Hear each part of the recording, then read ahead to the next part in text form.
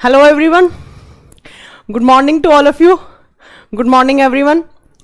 पहली बात तो मैं आप सब लोगों से हाथ जोड़ के माफ़ी मांगना चाहती हूँ कि 2-3 दिन आपकी क्लास नहीं हो पाई। तो एक्चुअली क्या हो गया था, पहले 2 दिन तो हमारी वेबसाइट थी तो उसमें कुछ प्रॉब्लम थी तो उसकी वजह से हो रहा था। तो 2 दिन तो क्लास आपकी वैसे ऑफ हो गई, उसके बाद आपकी रेगुलर क्लास चल रही है। और एक्चुअली मैं थोड़ा घर गई हुई थी, कुछ फैमिली में कुछ इश्यू हो गया था तो घर गई हुई थी, इसलिए क्लास नहीं हो पा रही थी।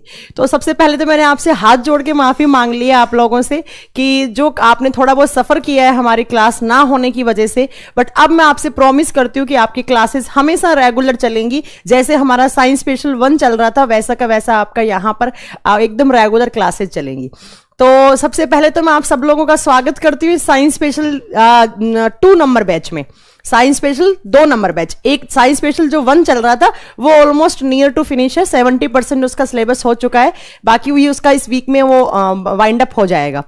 तो 5 मिनट में तो क्या बोल रहे हैं, हाँ चलो।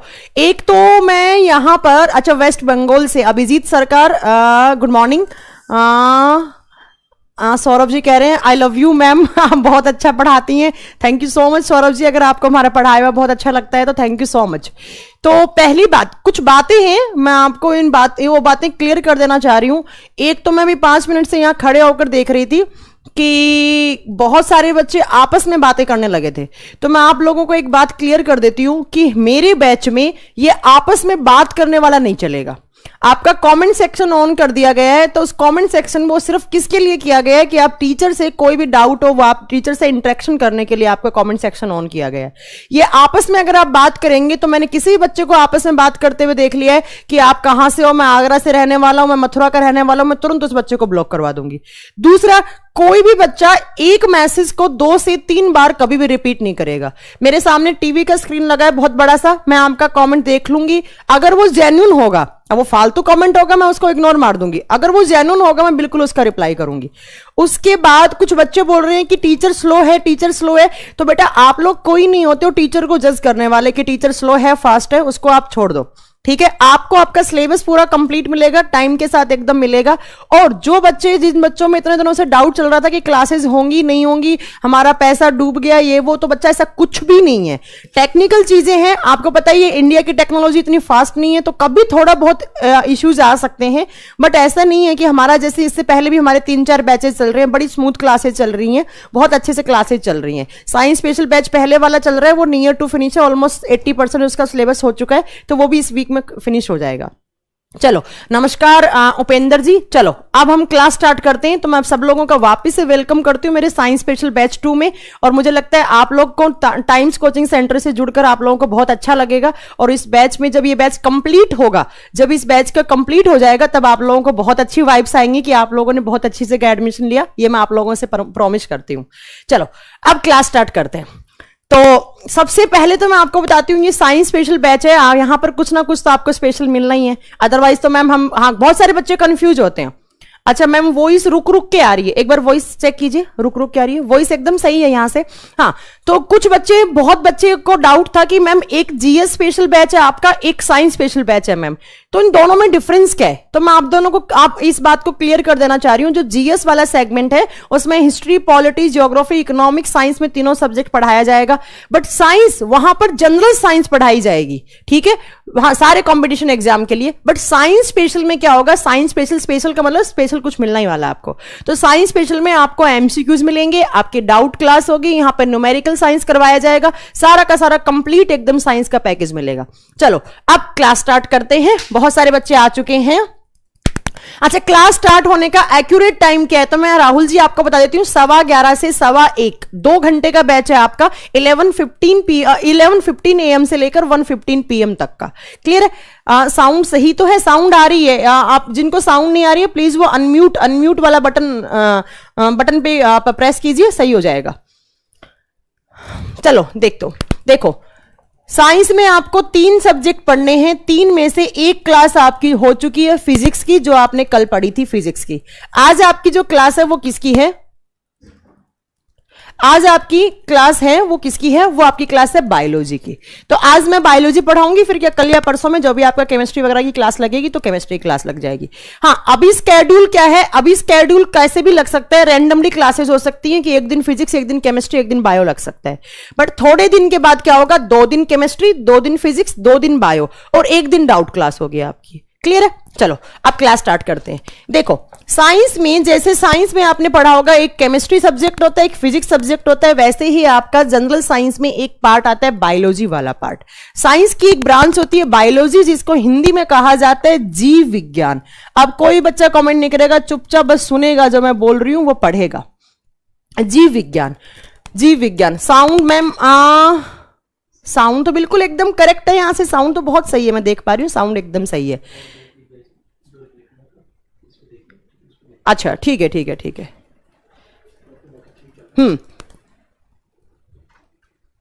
फुल स्क्रीन का ऑप्शन, सुमन सौरभ, फुल स्क्रीन का ऑप्शन है, उस पर आप प्रेस कीजिए, फुल स्क्रीन हो जाएगा आपका।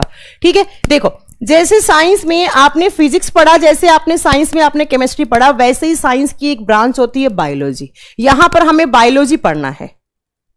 ठीक है, देखो बायोलॉजी का मतलब क्या होता है, इस बायोलॉजी में हमें पढ़ना क्या होता है। अगर मैं आपसे बात करूं कि साइंस की जो बायोलॉजी वाली ब्रांच होती है उसमें हमें क्या पढ़ना होता है, उसमें हमें किस चीज के बारे में पढ़ाई करनी होती है। ठीक है, हाँ साउंड अच्छा आ रहा है, बिल्कुल बच्चा अच्छा आ रहा है, पता नहीं 1-2 बच्चे बोले साउंड सही नहीं आ रहा है, साउंड एकदम करेक्ट है, यहां से मैं जैसे सुन पा रही हूं।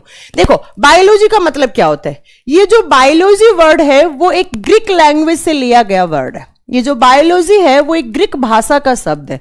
सबसे पहला क्वेश्चन तो आपका यही हो गया कि जो बायोलॉजी है वो किस लैंग्वेज का वर्ड है, तो आपको लिखना है ग्रीक लैंग्वेज का वर्ड है।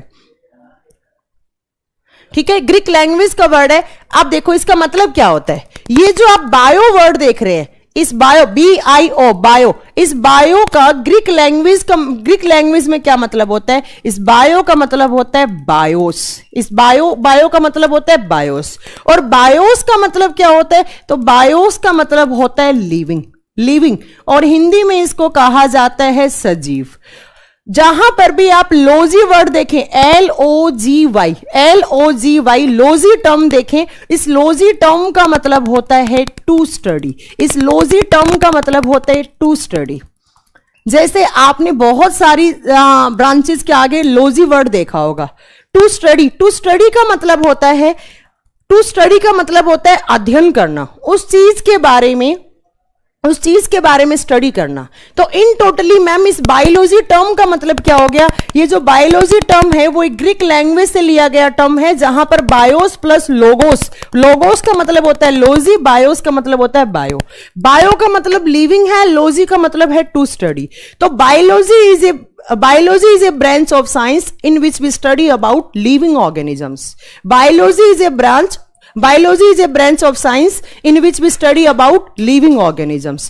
जीव विज्ञान की वह शाखा है जिसके अंतर्गत हमें सजीवों के बारे में अध्ययन करना होता है। सजीव बोले तो लिविंग्स के बारे में स्टडी करने वाली साइंस की कौन सी ब्रांच होती है, तो मैम लिविंग्स के बारे में साइंस की जिस ब्रांच में हम स्टडी करते हैं उसको हम क्या बोलते हैं, बायोलॉजी बोलते हैं। जैसे मैंने बोला केमिस्ट्री में मैम हम किसके बारे में स्टडी करेंगे, मैम हम डिफरेंट काइंड्स ऑफ केमिकल्स के बारे में, उन केमिकल्स की प्रॉपर्टीज क्या होंगी उस चीज के बारे में स्टडी करेंगे। बट अगर हम बायोलॉजी की बात करते हैं तो बायोलॉजी में हमें किसके बारे में पढ़ना होता है, तो मैम बायोलॉजी में हमें सजीवों के बारे में, हमें लिविंग्स के बारे में स्टडी करनी होती है। और लिविंग्स के बारे में स्टडी करने वाली साइंस की ब्रांच को हम नाम क्या देते हैं, बायोलॉजी या जीव विज्ञान नाम देते हैं। तो आपके माइंड में एक इमेज सेट हो गई होगी कि अगर हमें साइंस की बायोलॉजी वाली ब्रांच उठानी है, अगर हमें उसकी बुक्स पढ़नी है, तो उस बुक्स में हमें किसके बारे में मिलेगा, लिविंग्स के बारे में मिलेगा। तो पहला क्वेश्चन तो यही हो गया कि बायोलॉजी का मतलब क्या होता है, तो to study about living organisms, सजीवों के बारे में अध्ययन करना। अब मैं अगर आपसे पूछूं कि लिविंग्स का मतलब क्या होता है, चलो लॉजी का मतलब तो क्या हो गया, टू स्टडी, उस चीज के बारे में अध्ययन करना। यहां पर जो मैंने लिविंग वर्ड देखा है उसका मतलब बताइए मुझे। आपने देखा होगा बुक्स में पढ़ा होगा, एक होता है लिविंग चीज, एक होता है नॉन लिविंग चीज, एक होता है सजीव, एक होता है निर्जीव। लाइक मेरे सामने पोडियम रखा हुआ है, पोडियम क्या होता है, एक नॉन लिविंग होता है, और मैं क्या हूं, एक लिविंग चीज हूं। तो मेरे में और इस पोडियम में क्या डिफरेंस है, तो जो बीच के डिफरेंसेस होते हैं वही क्या होता है, लिविंग की क्वालिटीज होती हैं। जो लिविंग और नॉन लिविंग के बीच में जो डिफरेंस आ रहे हैं, जो अंतर आ रहे हैं, वही लिविंग की क्या होती है, क्वालिटी होती है। तो अब ध्यान से सुनो, कॉमेंट में बिल्कुल लाइव ही चल रहा है। अच्छा, एक बार कमेंट करके बताइए मुझे कि साउंड सही आ रहा है क्या, वीडियो एकदम क्लियर है, साउंड सही है क्या, मुझे थोड़ा सा बताइए कमेंट करके, साउंड सही चल रही है, साउंड में कुछ प्रॉब्लम नहीं है, इश्यू नहीं है,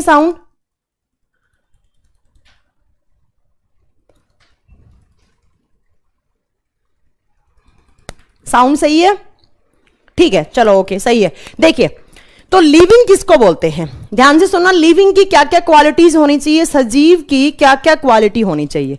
लिविंग का मतलब होता है मैम कोई भी ऐसा जीव जिसमें रेस्पायरेशन की प्रोसेस हो, जिसमें रेस्पायरेशन की प्रोसेस हो। रेस्पायरेशन को क्या कहा जाता है, जिसमें श्वसन की प्रक्रिया हो। मतलब ऐसा जीव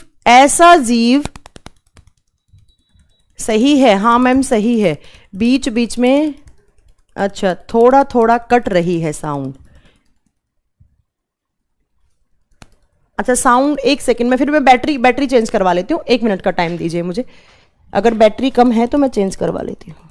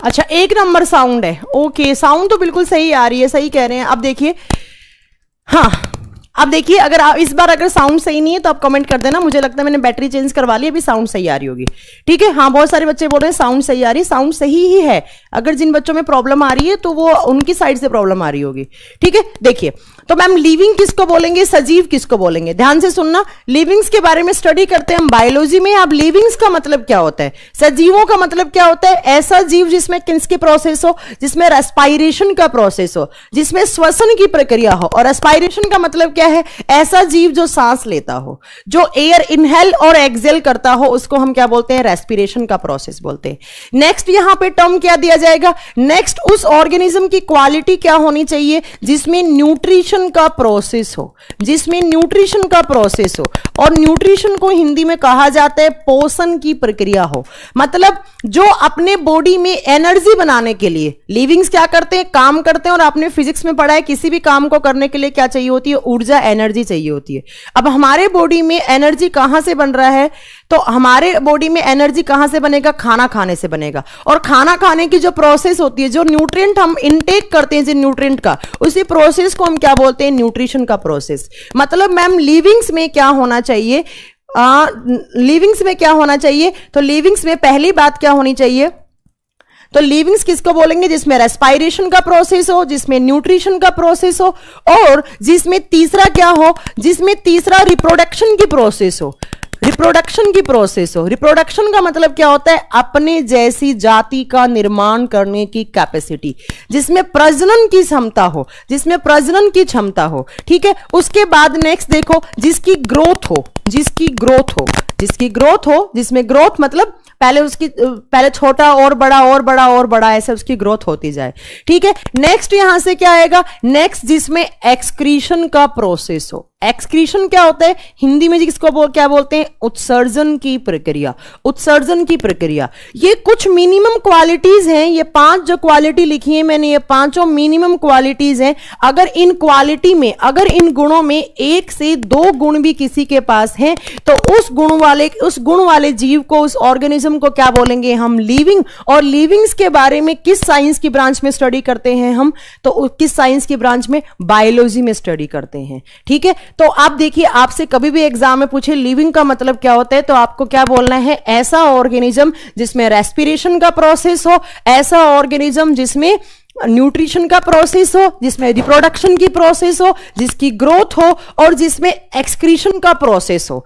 ये कुछ क्वालिटीज हैं। अगर मैम इन क्वालिटी में से 2 से 3 क्वालिटी भी किसी जीव के पास है तो उस जीव को हम क्या बोलेंगे, लिविंग। और लिविंग के बारे में स्टडी करने वाली ब्रांच को क्या बोलेंगे हम, बायो या बायोलॉजी बोलेंगे।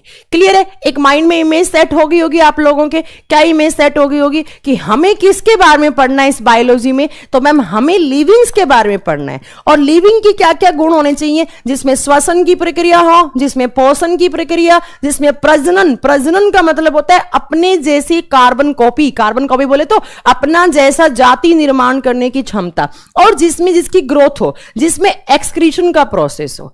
इन सब में से क्वालिटी जो भी जीव रखता है उसको क्या बोलते हैं हम, लिविंग बोलते हैं। और लिविंग्स के बारे में स्टडी करने वाली ब्रांच बायोलॉजी। क्लियर है, नेक्स्ट देखो। अरे वीडियो सही चल रही है, जिनका नहीं चल रहा है उनके फोन में इंटरनेट की प्रॉब्लम है। वीडियो एकदम क्लियर है, यहां से मैं देख पा रही हूं वीडियो एकदम 100% क्लियर चल रही है। ठीक है मैम, बफरिंग हो रहा है 10 to 15 सेकंड भी ठीक से वीडियो नहीं चल रही है, जूही बोल रही है। ऐसा कैसे हो सकता है बेटा जूही, यहां से तो एकदम क्लियर है जैसे कि मैं देख पा रही हूं। आप इंटरनेट थोड़ा सही देखिए। साउंड नहीं आ रही है जितेंद्र कुमार जी, अगर साउंड नहीं आ रही है तो अनम्यूट कीजिए। एक बच्चा कॉमेंट करके बताना जितेंद्र जी को कि अनम्यूट वाला ऑप्शन लीजिए, अनम्यूट कीजिए। ठीक है, अब देखो, अब एक ध्यान से बात सुनना। नेक्स्ट यहां से आता है कि ये जो बायोलॉजी है, इस बायोलॉजी की कितनी ब्रांचेज हैं, इस जीव विज्ञान की कितनी ब्रांचेस, कितनी शाखाएं हैं। जैसे मैं अगर बात करूं केमिस्ट्री की, तो केमिस्ट्री की 3 मेन ब्रांच होती हैं। क्या क्या ब्रांचेस होती हैं, एक होता है फिजिकल केमिस्ट्री, एक आपने पढ़ा होगा ऑर्गेनिक केमिस्ट्री, एक आपने पढ़ा होगा इनऑर्गेनिक केमिस्ट्री, है ना। समझ में नहीं आया तो अमित पटेल जी मैं वापस रिपीट कर देती हूं, अगर आप लेट आए हैं तो लास्ट टाइम मैं रिपीट कर देती हूं कि जो बायोलॉजी है उसमें हम लिविंग्स के बारे में स्टडी करते हैं। और उत्सर्जन का मतलब क्या होता है, तो सर जो भी हमारे बॉडी में हार्मफुल एलिमेंट्स बनते हैं, जो खराब तत्व बनते हैं, उनको एक्सक्रीट आउट करने की प्रोसेस को हम उत्सर्जन कहते हैं। क्लियर है, हाँ। देखिए, तो बायोलॉजी जो है इसकी कितनी ब्रांचेज होती हैं, जैसे आपकी केमिस्ट्री की 3 ब्रांच होती हैं, वैसे बायोलॉजी की कितनी ब्रांचेज होती हैं, तो ध्यान से सुनो, बायोलॉजी की मोर देन 55 ब्रांचेज होती हैं। जैसे आपने सुना होगा cardiology, neurology, nephrology, myology, mycology, phycology, pomology, बहुत सारी ब्रांचेस हैं। आपने सुना होगा मैं बायोकेमिस्ट्री से पीएचडी कर रहा हूं, मैं सेल बायोलॉजी से पीएचडी कर रहा हूं, आपने सुना होगा मैं माइक्रोबायोलॉजी से पीएचडी कर रहा हूं, मैं बायोटेक्नोलॉजी से एमएससी कर रहा हूं। तो ये सारी ब्रांचेस किसकी होती हैं, बायोलॉजी की। बट 2 मेन ब्रांच होती हैं बायोलॉजी की, कौन कौन सी, तो देखो, number 1 is botany, number 1 is botany. Botany को हिंदी में कहा जाता है वनस्पति विज्ञान, वनस्पति विज्ञान। नाम से ही क्लियर है, वनस्पति का मतलब क्या होता है, पेड़ पौधे। ठीक है, पेड़ पौधे। मैम आपने यहां पर आपने बात बताई लिविंग्स, और लिविंग्स में पेड़ पौधे कहां से आ गए, तो एक बात ध्यान रखना, जो प्लांट्स होते हैं वो भी क्या होते हैं, लिविंग्स होते हैं। जो प्लांट्स होते हैं वो भी क्या होते हैं वो क्या होते हैं, लिविंग्स होते हैं। क्यों होते हैं प्लांट्स लिविंग, तो ध्यान से सुनो, प्लांट में भी रेस्पायरेशन का प्रोसेस होता है, प्लांट भी सांस लेते हैं। आपने स्कूल में पढ़ा था प्लांट CO2 लेते हैं, ऑक्सीजन छोड़ते हैं। कब, दिन में, रात में अलग प्रोसेस होता है। ठीक है, प्लांट CO2 लेते हैं, ऑक्सीजन छोड़ते हैं। तो CO2 लेना, ऑक्सीजन छोड़ना, इस प्रोसेस को हमने क्या नाम दे दिया, रेस्पायरेशन का नाम दे दिया।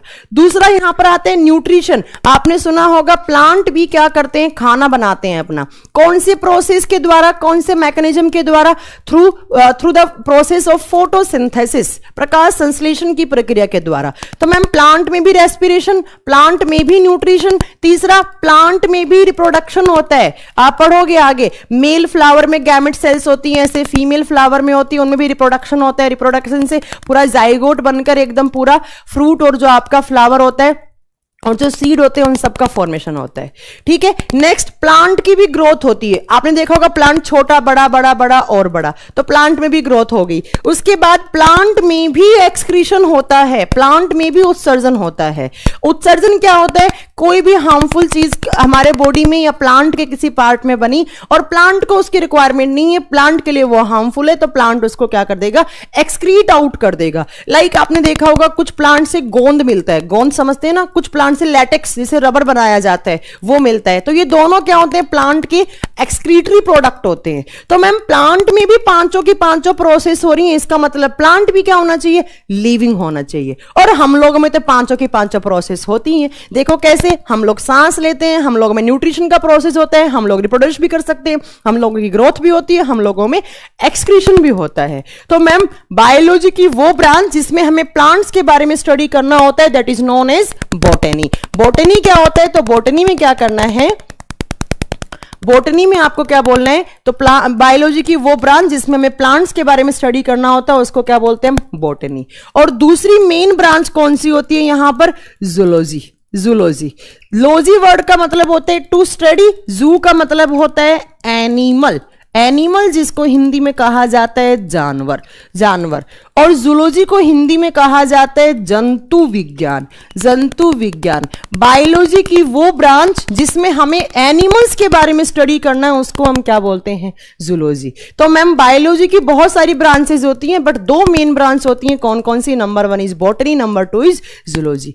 बॉटनी में किसके बारे में पढ़ना है? टू स्टडी अबाउट प्लांट्स, और टू स्टडी अबाउट एनिमल्स क्या हो जाएगा? जूलॉजी।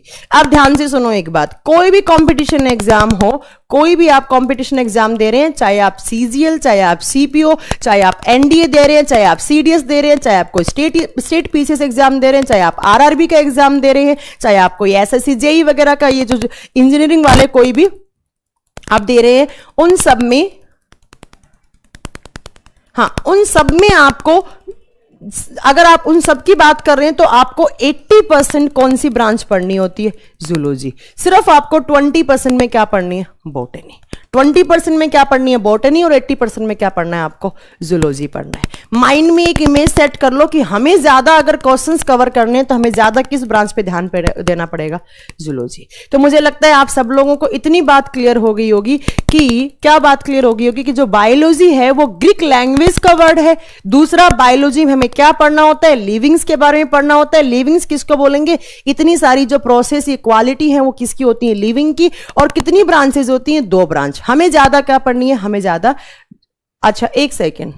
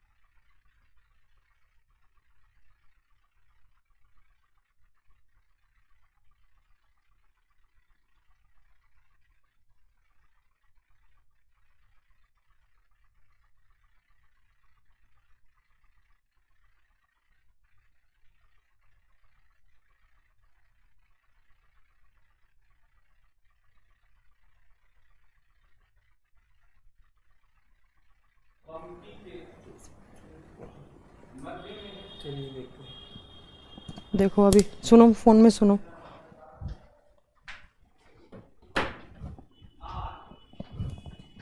अभी ठीक है साउंड? देखिए जल्दी बताइए, साउंड सही है? अभी कमेंट करके बताइए अभी साउंड कैसी है, सही है? साउंड सही है क्या? जल्दी बताइए।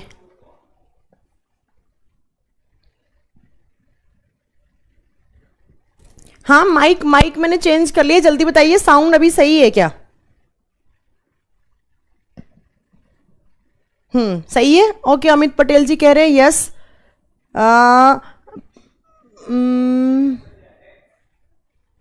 सही है, यस। ओके ओके, अब तो ठीक है बिल्कुल। फिर अब क्लास स्टार्ट करूं मैं? साउंड ठीक है? ओके, सारे बच्चे बोल रहे हैं साउंड ठीक है, साउंड ठीक है। अच्छा, अब सारे बच्चों की साउंड ठीक है, अब कोई नहीं बोलेगा साउंड खराब है। ठीक है, चलो मैंने थोड़ा सा इसका माइक की सेटिंग चेंज कर ली है। आई थिंक अब किसी को भी कोई इश्यू नहीं आएगा। अब सब बढ़िया है, बहुत बढ़िया। चलो अब क्लास स्टार्ट करते हैं वापिस से, जहां से भी क्लास छोड़ी मैंने। तो देखिए, हाँ बिल्कुल लाइव हूं मैं, आप भी लाइव है, मैं भी लाइव हूं, बिल्कुल लाइव है।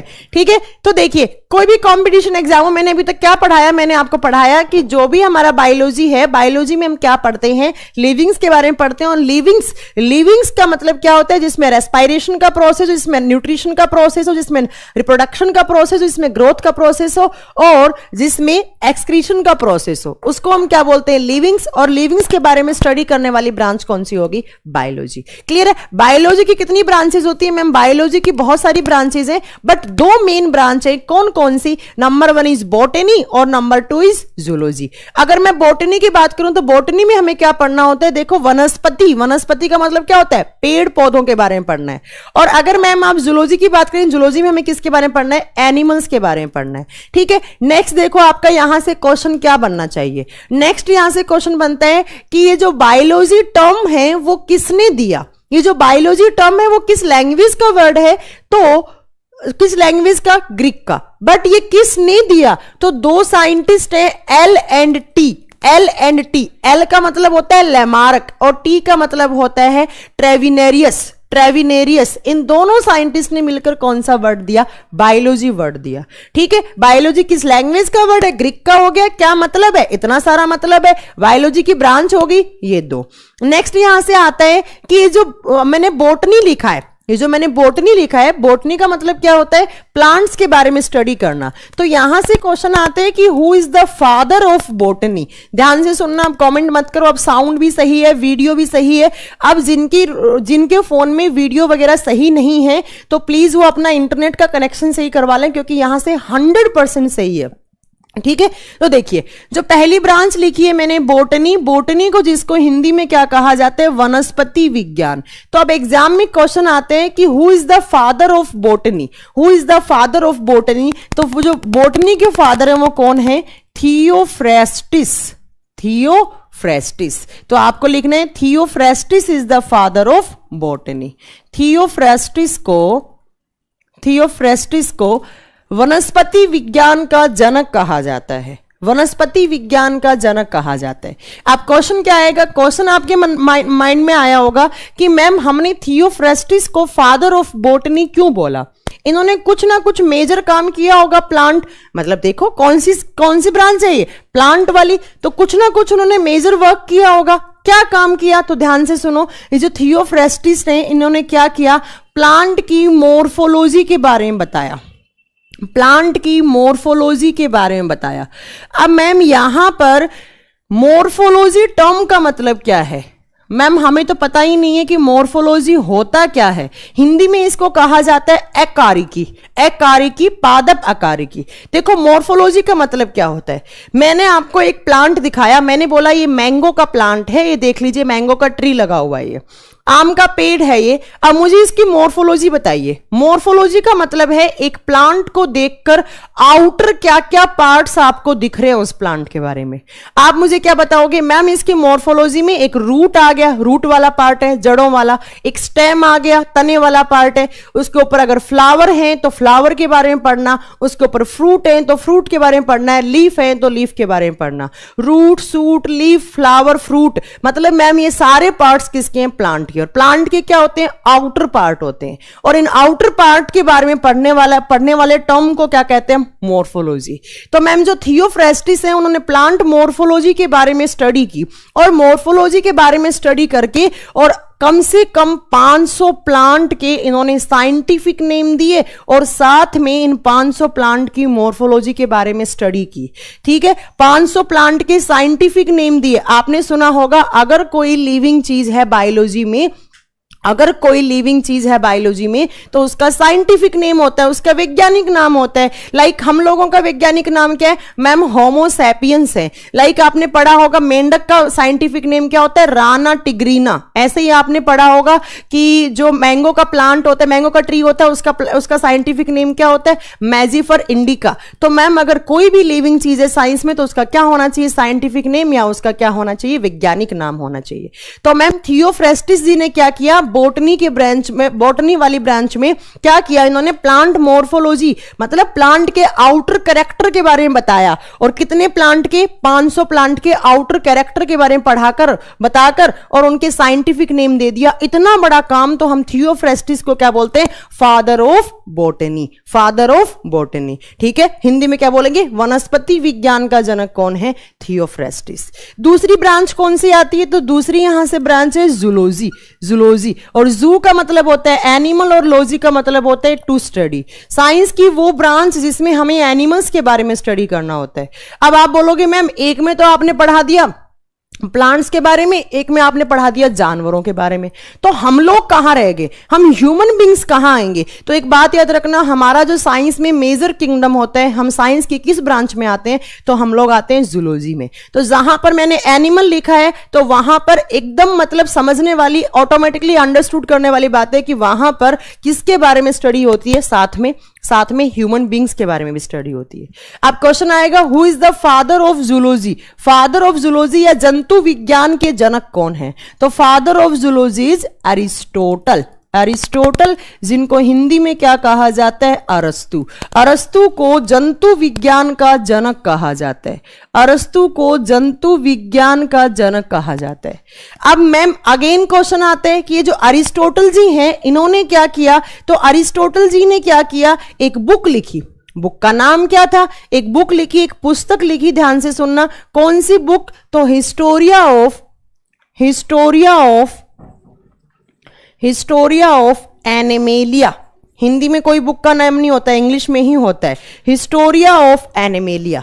अब इस बुक में ऐसा क्या लिखा? तो इन्होंने ह्यूमन फिजियोलॉजी के बारे में स्टडी करके और 500 एनिमल्स के साइंटिफिक नेम देकर और उनके बारे में स्टडी की। देखो इन्होंने क्या किया, यहां पर बॉटनी वाले फादर ने, थियोफ्रेस्टिस जी ने क्या किया? प्लांट मॉर्फोलॉजी के बारे में स्टडी की और बुक में लिख दिया था अपनी द हिस्टोरिया ऑफ प्लांटेरम, जो बुक थी उसमें लिख दिया था। और जो एरिस्टोटल जी है उन्होंने क्या किया? हिस्टोरिया ऑफ एनिमेलिया बुक बनाई और उस बुक में बनाकर 500 एनिमल्स की फिजियोलॉजी के बारे में बताया। अगर हम प्लांट की बात करें तो प्लांट में जब आउटर स्ट्रक्चर के बारे में स्टडी करते हैं तो वहां पर टर्म यूज करते हैं मॉर्फोलॉजी। अगर हम एनिमल के बारे में स्टडी कर रहे हैं आउटर स्ट्रक्चर के बारे में, तो वहां पर हम टर्म, यहां पर जो हम शब्द यूज करते हैं उसको क्या कहा जाता है? उस शब्द को हम कहते हैं, तो उसमें फिजियोलॉजी कहा जाता है। तो इन्होंने एनिमल्स पे स्टडी की। एनिमल्स वाली ब्रांच कौन सी? जूलॉजी। इन्होंने प्लांट पे स्टडी की, इसलिए इनको फादर ऑफ बॉटनी, इनको फादर ऑफ जूलॉजी। अब मुझे एक बात बताओ, प्लांट पे स्टडी करना इजी है या एनिमल पे? तो मैम प्लांट पे स्टडी करना इजी होता है। और जो एनिमल्स होते हैं, एनिमल्स की तो बहुत सारी वेराइटीज होती हैं, अलग अलग एनिमल की अलग अलग क्वालिटीज होती हैं।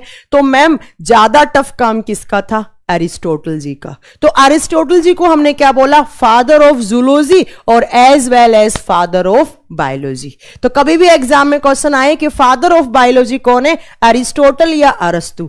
फादर ऑफ बॉटनी कौन है? थियोफ्रेस्टिस। और फादर ऑफ जूलॉजी कौन है? अरिस्टोटल। आपके यहां से कितने क्वेश्चंस क्लियर हो गए?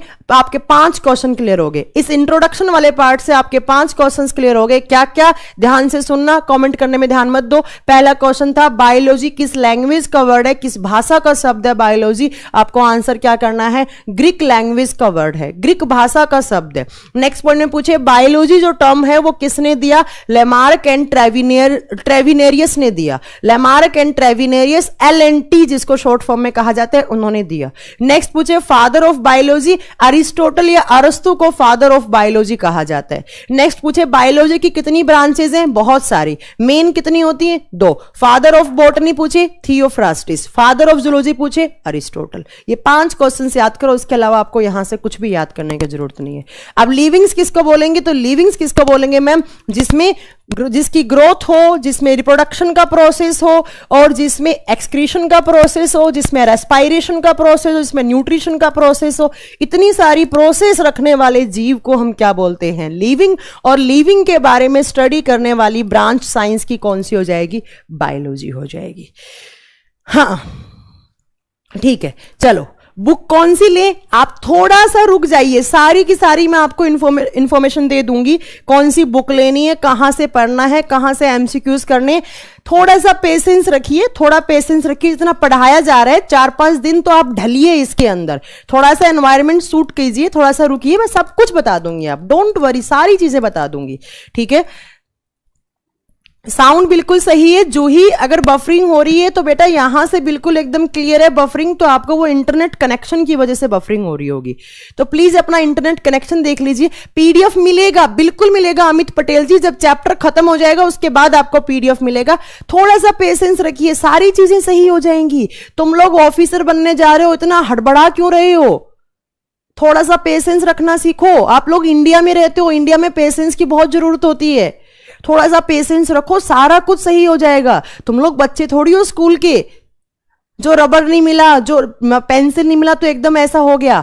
हाँ, वीडियो बाद में देख सकते हैं, कितनी भी बार देख सकते हैं वीडियो। थोड़ा सा पेशेंस रखो, सारी चीजें क्लियर होंगी। जब कोई मार्केट में नई चीज आती है तो यूजर फ्रेंडली होने में थोड़ा टाइम लगता है। लाइक मुझे आज भी जोमेटो नहीं चलाना आता है, मुझे आज भी पेटीएम के कुछ फीचर्स नहीं पता होंगे, क्योंकि इतना ज्यादा यूजर फ्रेंडली नहीं हुई हूं मैं, नहीं मैंने यूज किया है। बट जब आप 2-3 क्लास कर लेंगे तो आप इको फ्रेंडली हो जाएंगे, एकदम पूरा आपको समझ में आ जाएगा। और बाकी रही ऐप का, तो ऐप अपडेट होने वाली है, बिल्कुल एकदम स्मूथ चलेंगी। आप थोड़ा सा तो यार कोऑपरेट करो यार, इतना नहीं करना चाहिए ना, है ना, ठीक है। कल का पीडीएफ नहीं मिला तो सर का चैप्टर फिनिश नहीं हुआ होगा, इसलिए नहीं मिला होगा आपको पीडीएफ। और अगर नहीं मिला है तो कोई बात नहीं, आज अपलोड हो जाएगा। डोंट वरी, डोंट वरी, थोड़ा सा पेशेंस रखो। तुम लोग ऑफिसर बनने जा रहे हो, थोड़ा सा पेशेंस रखो। बिल्कुल एक्सपायरी डेट बढ़ जाएंगे। इतने दिन 4-5 दिन क्लास नहीं हुई मोहित जी, तो बिल्कुल एक्सपायरी डेट बढ़वा देंगे हम। तुम लोगों की अगर प्रॉब्लम है, जेन्युइन प्रॉब्लम है, वो मैं सारी सुन लूंगी।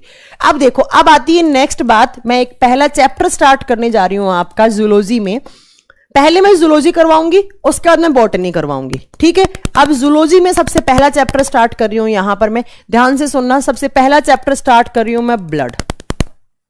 सबसे पहला चैप्टर ब्लड। अब कोई बात नहीं करेगा, आपस में कोई कमेंट नहीं करेगा, कुछ भी फालतू कमेंट नहीं करेगा, बाद में पढ़ेंगे कमेंट वमेंट सब, ठीक है। देखो, मैंने यहां चैप्टर का नाम लिखा है ब्लड, और इस ब्लड को हिंदी में क्या कहा जाता है? तो सबसे पहला, ब्लड को हिंदी में कहा जाता है रुधिर, या मैंने यहां पर ऑब्लिक लगा के लिखा है रक्त। आप इन दोनों वर्ड में से हिंदी में आप कुछ भी बोल सकते हैं। ध्यान से सुनो, ब्लड को हिंदी में कहा जाता है रुधिर या रक्त कहा जाता है।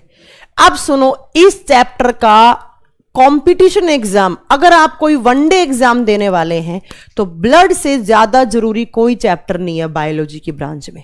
इतने क्वेश्चंस बनते हैं यहां से जिसकी कोई हद नहीं है, बहुत क्वेश्चंस बनते हैं। कोई भी एग्जाम आप उठाकर देख लो। मुझे आज भी याद है, जो लास्ट साल पे सीजीएल का पेपर हुआ था 16 अगस्त का, पेपर उठाकर देखना, मॉर्निंग शिफ्ट का 4 क्वेश्चंस आए थे, चारों के चारों ब्लड से पूछ लिए गए। बहुत क्वेश्चंस बनने हैं, कैसे बनने, क्या बनने, सब आपको समझ में आएगा। बस तुम लोगों को थोड़ा सा पेशेंस रखना है और थोड़ा सा कोऑपरेट करना है, ठीक है। देखिए, देखो, सबसे पहला यहां से क्या पॉइंट बनता है इस ब्लड वाले चैप्टर से? पहली बात तो मैम, इस ब्लड से हमें बताओ कि क्वेश्चंस किस टाइप के आते हैं। तो सुनो, इस चैप्टर से कैसे क्वेश्चन आते हैं। ब्लड में आपने थोड़ा बहुत आपने पढ़ रखा होगा, आरबीसीज होती हैं, डब्ल्यूबीसीज होती हैं, प्लेटलेट्स होती हैं। उसके बाद आरबीसीज कहां बनती हैं, आरबीसी होती क्या है, उनका फंक्शन क्या होता है, डब्ल्यूबीसीज क्या होती हैं, कितने टाइप की होती हैं, प्लेटलेट्स क्या होती है, एक्सेट्रा एक्सेट्रा। बहुत सारे क्वेश्चन है यहां से। देन दूसरा पार्ट आता है ब्लड ग्रुप।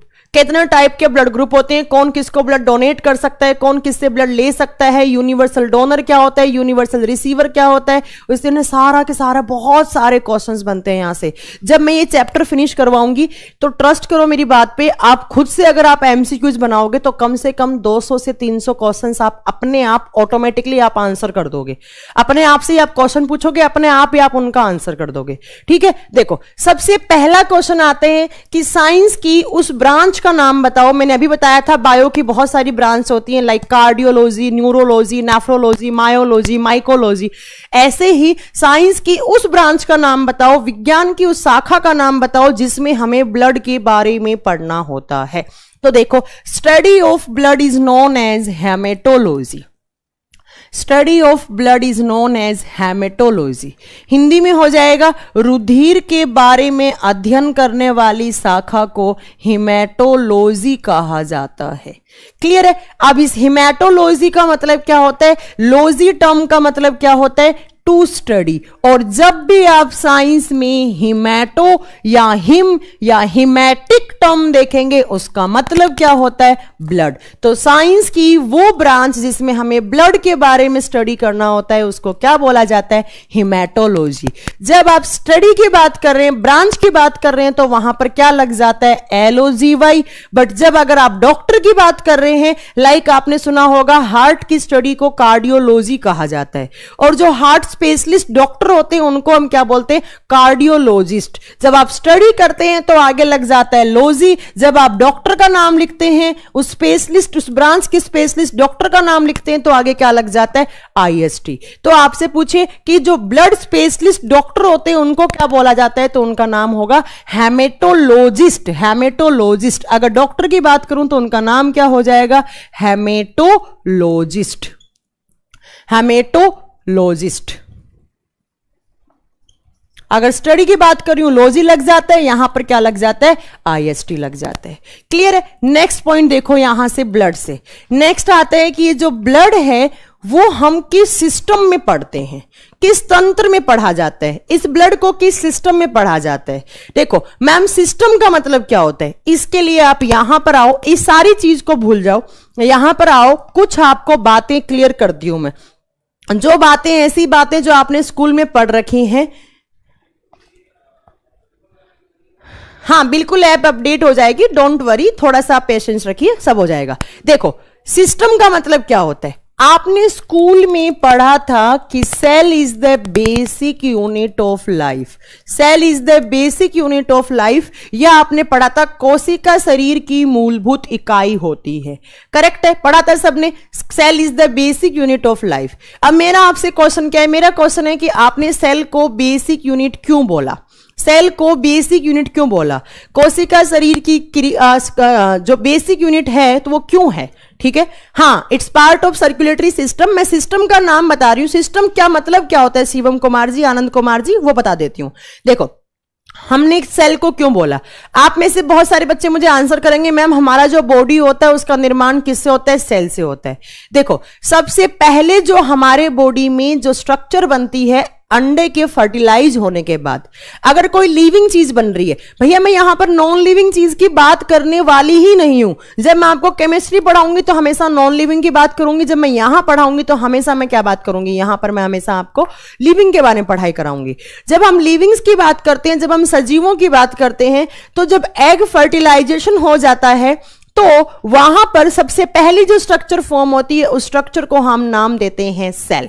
और सबसे पहली जो स्ट्रक्चर फॉर्म हुई है वो सिंगल सेल जो बनता है, एक ही सेल, ऐसे एक सेल बनेगा जिसको जाइगोट भी बोल सकते हैं हम, उसको हम क्या बोलते हैं, सेल। एक सिंगल सेल बनी, एक कोशिका बनी। अब क्या होता है, ये सेल अपने आप को डिवाइड करके ऐसे बहुत सारी सेल्स बना लेता है।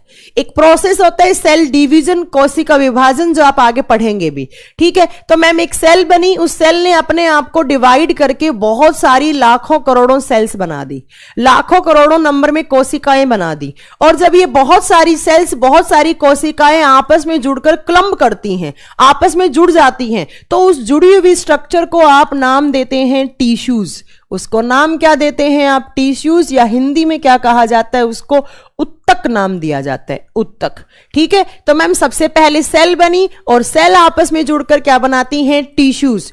और ये टिश्यूज जब आपस में जुड़ते हैं तो ये टिश्यूज, जैसे सेल ने टिश्यूज बनाए, इन टिश्यूज में भी सेल डिवीजन होता है और टिश्यूज डिवीजन होता है। उसके बाद लाखों करोड़ों टिश्यूज आपस में जुड़कर क्या बना लेते हैं, एक जैसे टिश्यूज है वो एक साइड, दूसरे टिश्यूज दूसरे साइड, और आपस में जुड़कर ये ऑर्गन्स का फॉर्मेशन कर देते हैं, ऑर्गन अंग बना देते हैं, जैसे हाथ, कान, नाक, पैर, गला, इतने सारे ऑर्गन्स।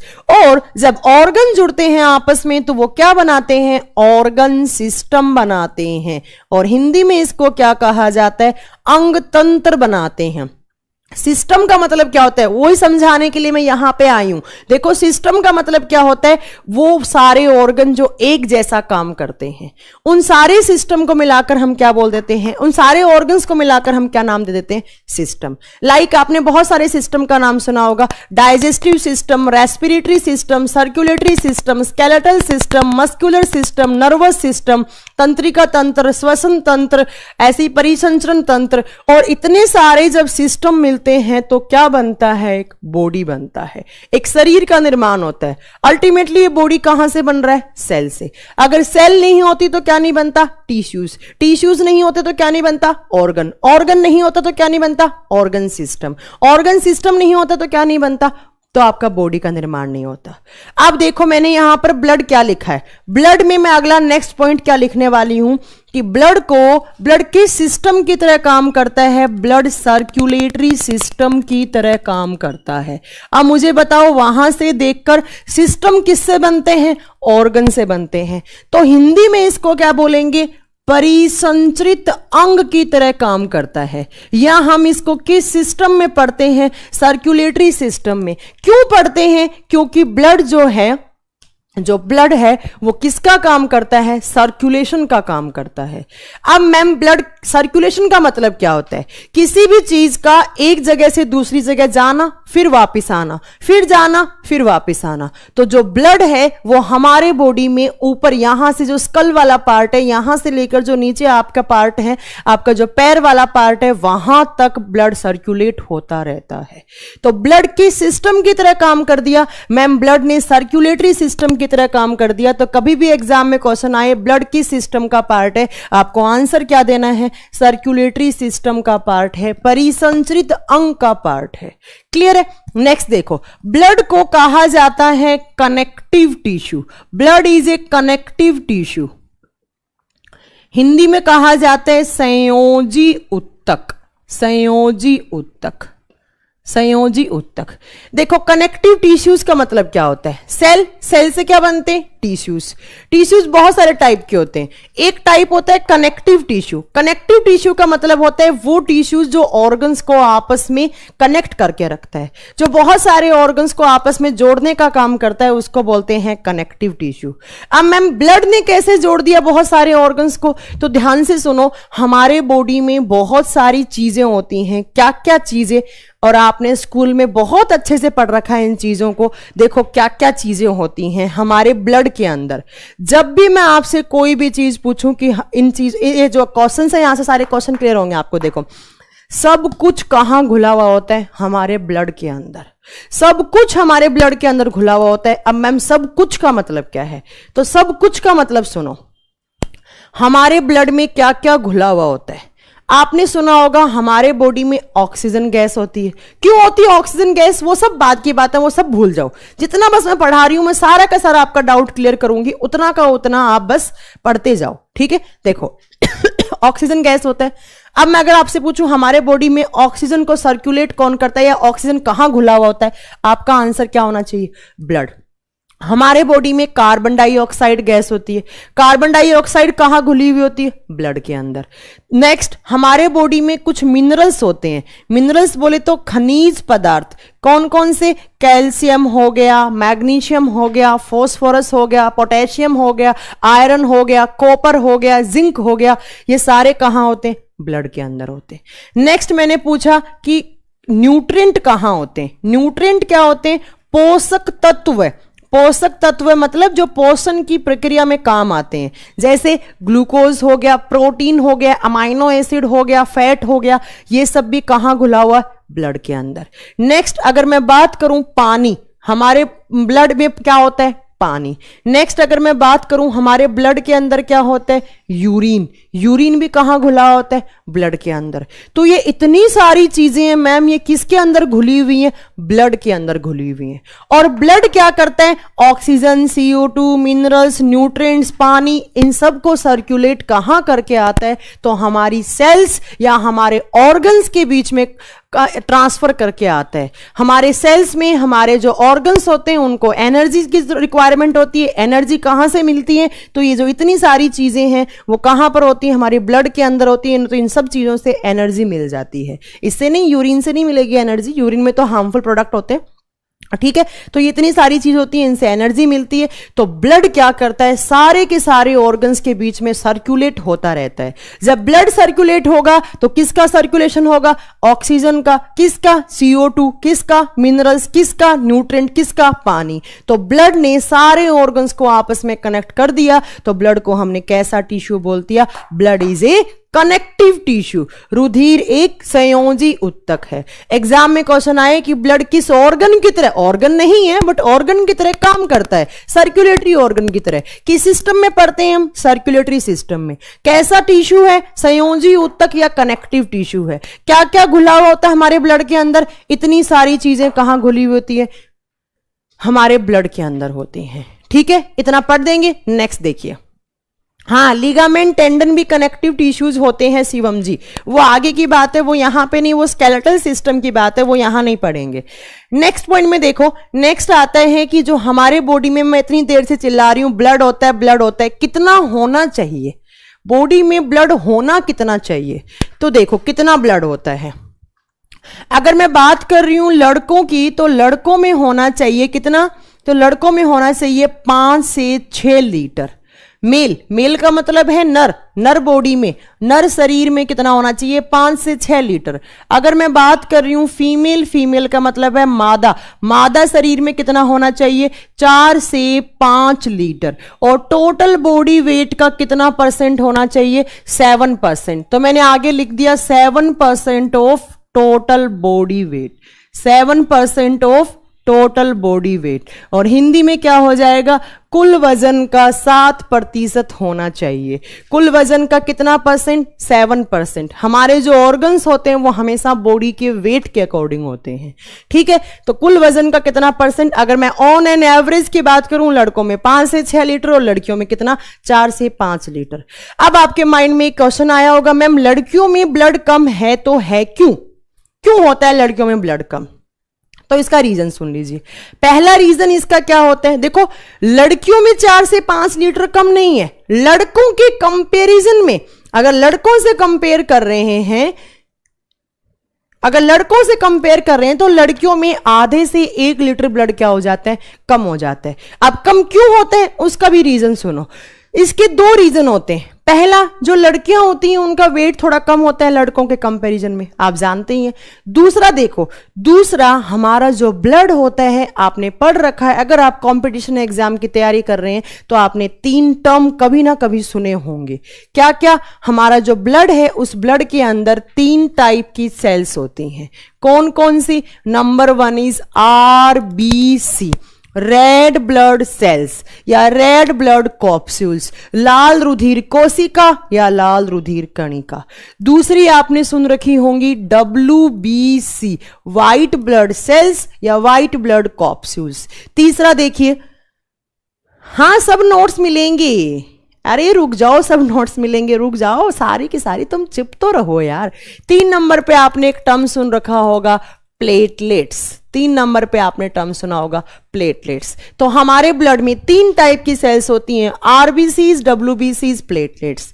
अगर मैं बात कर रही हूं हमारे ब्लड की, ह्यूमन ब्लड की, तो एक क्वेश्चन आता है ह्यूमन ब्लड में इन तीनों में से सबसे ज्यादा सेल्स कौन सी होती हैं? तो सबसे ज्यादा हमारे ब्लड में क्या होती हैं? RBC, देन कौन सी होती है? बहुत सारे बच्चे गलती कर देते हैं कि WBC। नहीं, WBC जो होती है वो थाउजेंड्स में होती हैं। RBCs होती हैं वो मिलियंस में होती हैं। मैंने M लिख दिया इसके नीचे, RBCs मिलियंस में होती हैं। Then PL for platelets. Platelets किस में होती हैं? L का मतलब लैक्स में, लाखों में। और उसके बाद क्या होती हैं? उसके बाद होती हैं WBC, और WBC किस में होती हैं? थाउजेंड्स में होती हैं। तो यहां से क्वेश्चन क्या क्लियर हो रहा है आपका? आपसे पूछे ब्लड में सबसे ज्यादा क्वांटिटी वाली सेल्स कौन सी हैं? RBC। ब्लड में सबसे कम क्वांटिटी वाली सेल्स कौन सी हैं? WBC। अब सुनो, मैं यहां पर क्यों बता रही हूं ये कि मैम आप तो बता रही थी लड़कियों में ब्लड कम क्यों होता है, आप कहां पहुंच गई? तो सुनो, हमारे ब्लड में 3 टाइप की सेल्स होती हैं। सबसे ज्यादा कौन सी होती हैं? RBC। और RBC को ब्लड की मेन सेल्स कहा जाता है। RBC को रुधिर की मुख्य कोशिकाएं कहा जाता है। क्यों कहा जाता है? उसका भी रीजन सुनो। क्यों? क्योंकि जो ब्लड का मेन काम होता है वो मेन काम कौन करता है? RBC। अब ब्लड का मेन काम क्या होता है? कभी भी आपके एग्जाम में क्वेश्चन आ जाए कि इतने क्वांटिटी का ब्लड है तो है, क्यों, इसका काम क्या है, तो आपको बोलना है ब्लड का मेन काम क्या होता है? किसको ट्रांसपोर्ट करना? ऑक्सीजन को ट्रांसपोर्ट करना। और ब्लड में जो ब्लड का मेन काम होता है, क्या मेन काम? ऑक्सीजन को ट्रांसपोर्ट करना। वो कौन सी सेल्स करती हैं?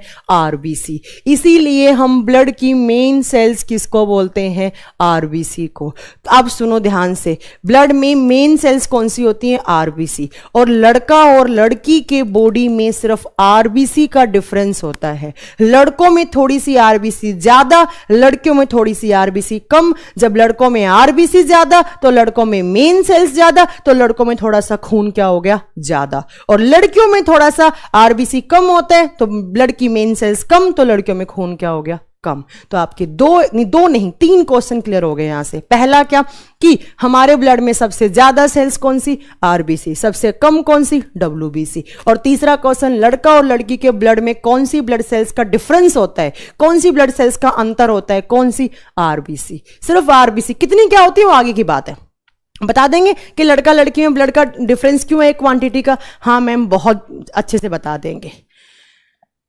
अच्छा, अगर आपको हमारा पढ़ाया हुआ अच्छा लगता है तो thank you so much MD Tabrez Ahmed. Okay, thank you so much. अगर आपको हमारा पढ़ाया हुआ अच्छा लगता है तो ठीक है। और ब्लड का मेन फंक्शन क्या हो गया? किसको ट्रांसपोर्ट करना? तो किसको ट्रांसपोर्ट करना मैम? ऑक्सीजन को। ठीक है, ये क्वांटिटी कुल वजन का कितना %? 7%। अब नेक्स्ट आता है कि ये क्वांटिटी इतनी होती है वो किस इंस्ट्रूमेंट से मेजर करते हैं हम? ठीक है, किस इंस्ट्रूमेंट से मेजर करते हैं? Hello ma'am, I am not sure live video through sir.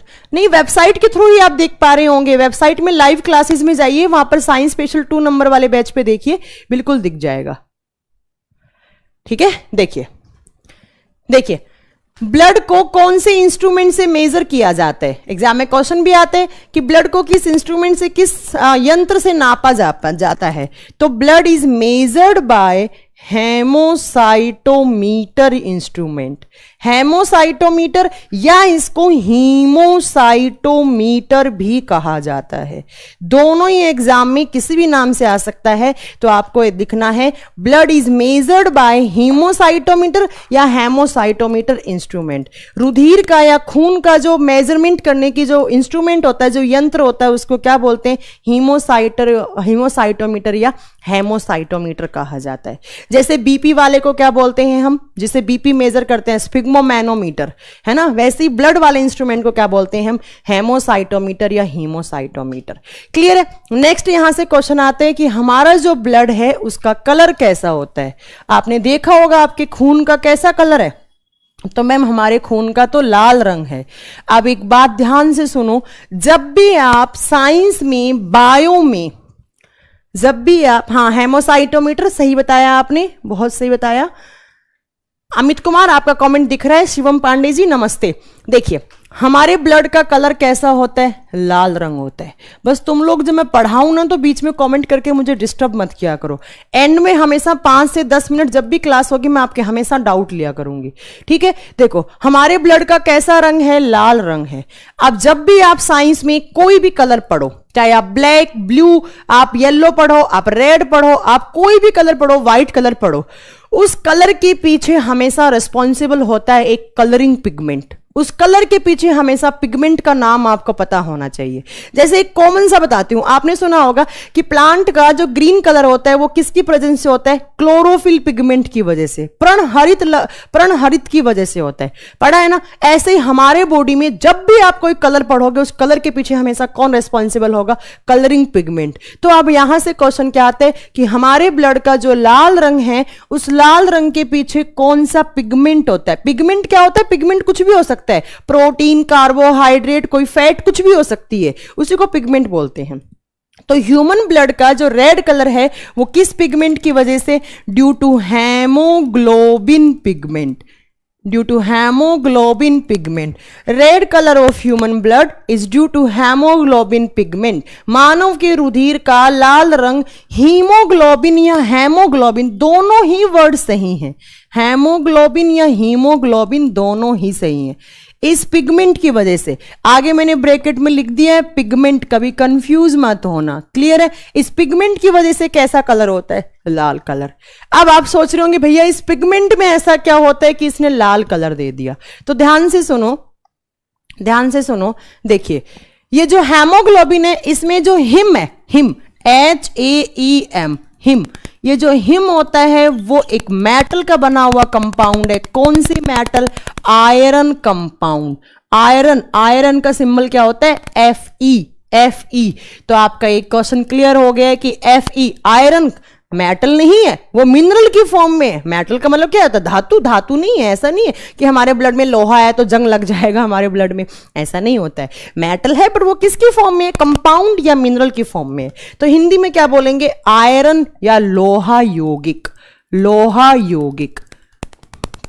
जो हिम है वो क्या होता है मैम? आयरन, रेड कलर का पिगमेंट कौन सा? हिम।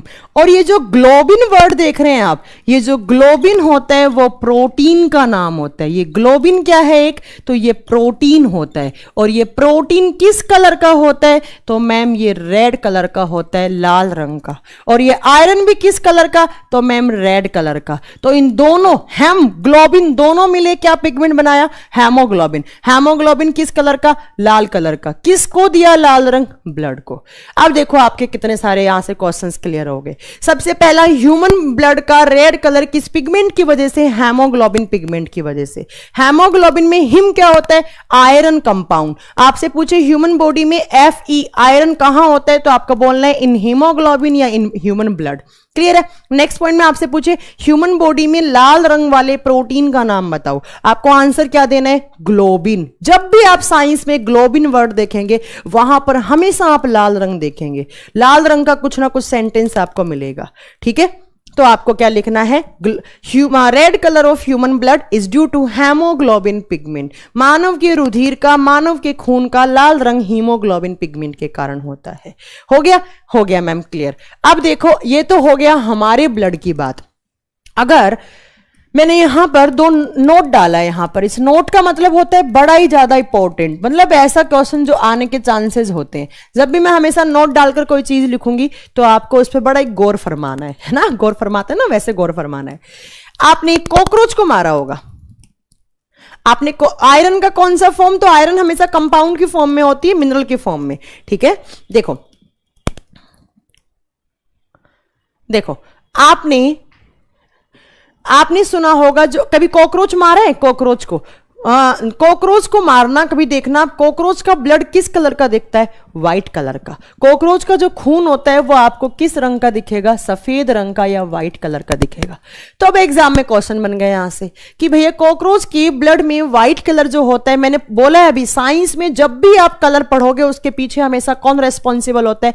Colouring pigment. तो आपसे एग्जाम में क्वेश्चन पूछेगा कि जो कॉकरोच का ब्लड है व्हाइट कलर का, कॉकरोच का जो खून होता है वो सफेद रंग का होता है, उसके पीछे कौन सा पिगमेंट रेस्पॉन्सिबल होता है?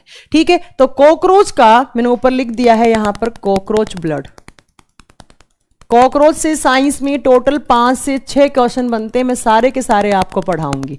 कॉकरोच का ब्लड व्हाइट कलर का किस पिगमेंट की वजह से? तो देखो कौन सा पिगमेंट होता है यहां पर होता है हेमोलिम्फ पिगमेंट। इसको हेमोलिम्फ भी, या कभी कभी आपको बुक्स में लिखा हुआ मिल सकता है हीमोलिम्फ।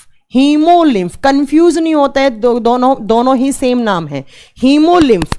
देखो जब भी आप साइंस में लिम्फ वर्ड देखेंगे वो लिम्फ प्रोटीन होता है और वो किस कलर का होता है, व्हाइट कलर का होता है। आगे आप पढ़ोगे लिम्फोसाइट्स, लिम्फोसाइट किस रंग की होगी, सफेद रंग की होगी। मैम जब भी आप साइंस में ग्लोबिन टर्म देखेंगे उसका मतलब क्या देखेंगे, हमेशा लाल कलर, पर जब भी हम लिम्फ वर्ड देखेंगे उसका मतलब क्या देखेंगे, व्हाइट कलर। तो आपसे पूछे एग्जाम में कि कॉकरोच के खून का या रक्त का सफेद रंग किस पिगमेंट की वजह से, तो आपका आंसर क्या देना है, हीमोलिम्फ पिगमेंट की वजह से, हीमोलिम्फ। और इंग्लिश में क्या हो जाएगा, white colour of cockroach blood, white colour of cockroach blood is due to haemolymph pigment, is due to haemolymph pigment.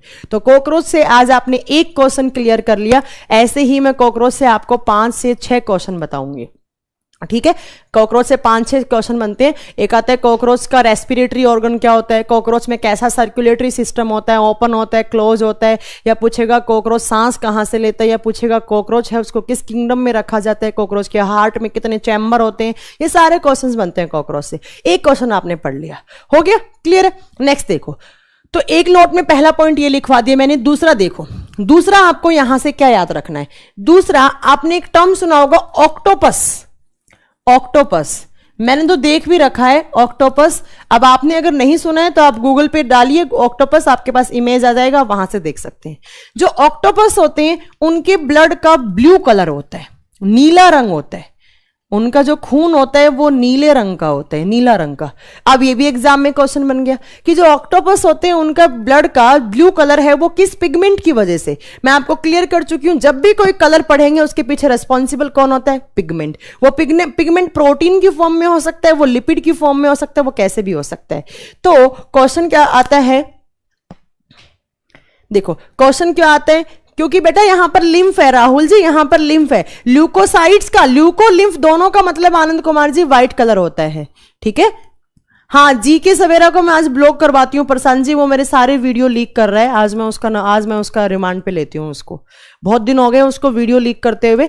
एक यूट्यूब पे एक चैनल है जी के सवेरा नाम का, जो मेरे सारे वीडियोस कॉपी कर रहा है। प्लीज आप लोग ना, एक रिक्वेस्ट है आप लोगों से मेरी, हाथ जोड़ के आप लोग उस बच्चे को उसका जो चैनल बना हुआ है, वो कोई स्टूडेंट है मुझे पता है, तो उसको चैनल को जाकर आप रिपोर्ट कर सकते हैं, आप उसको ब्लॉक मतलब जैसे भी कुछ कर सकते हैं। तो आप देखिए, हेल्प कर दीजिए मेरी, है ना। वो मेरे सारे के सारे वीडियोस लीक कर रहा है। देखो जो ऑक्टोपस होते हैं उनके ब्लड का कैसा कलर होता है, ब्लू। और ब्लू कलर के पीछे कौन सा पिगमेंट होता है, तो यहां पर होता है haemocyanin pigment, haemocyanin pigment, haemocyanin pigment. जब भी आप साइंस में साइनिन या साइनो वर्ड देखेंगे उसका मतलब ही क्या होता है, नीला रंग। आगे पढ़ोगे vitamin B12, cyanocobalamin, blue vitamin बोलते हैं उसको, क्लियर है। तो आपसे पूछे साइनिन वर्ड का मतलब क्या हो गया, नीला, लिम्फ वर्ड का मतलब क्या हो गया, व्हाइट, और आपसे पूछे कि ग्लोबिन वर्ड का मतलब क्या हो गया, रेड। ये तीनों क्वेश्चंस हो गए आपके, यहां से बहुत सारे क्वेश्चन हो गए। ये आयरन मेटल हो गया, ये ग्लोबिन प्रोटीन हो गया, ये लिम्फ हो गया, और ये ब्लू कलर का हो गया। ये सारे के सारे आपके क्वेश्चंस क्लियर हो गए यहां से।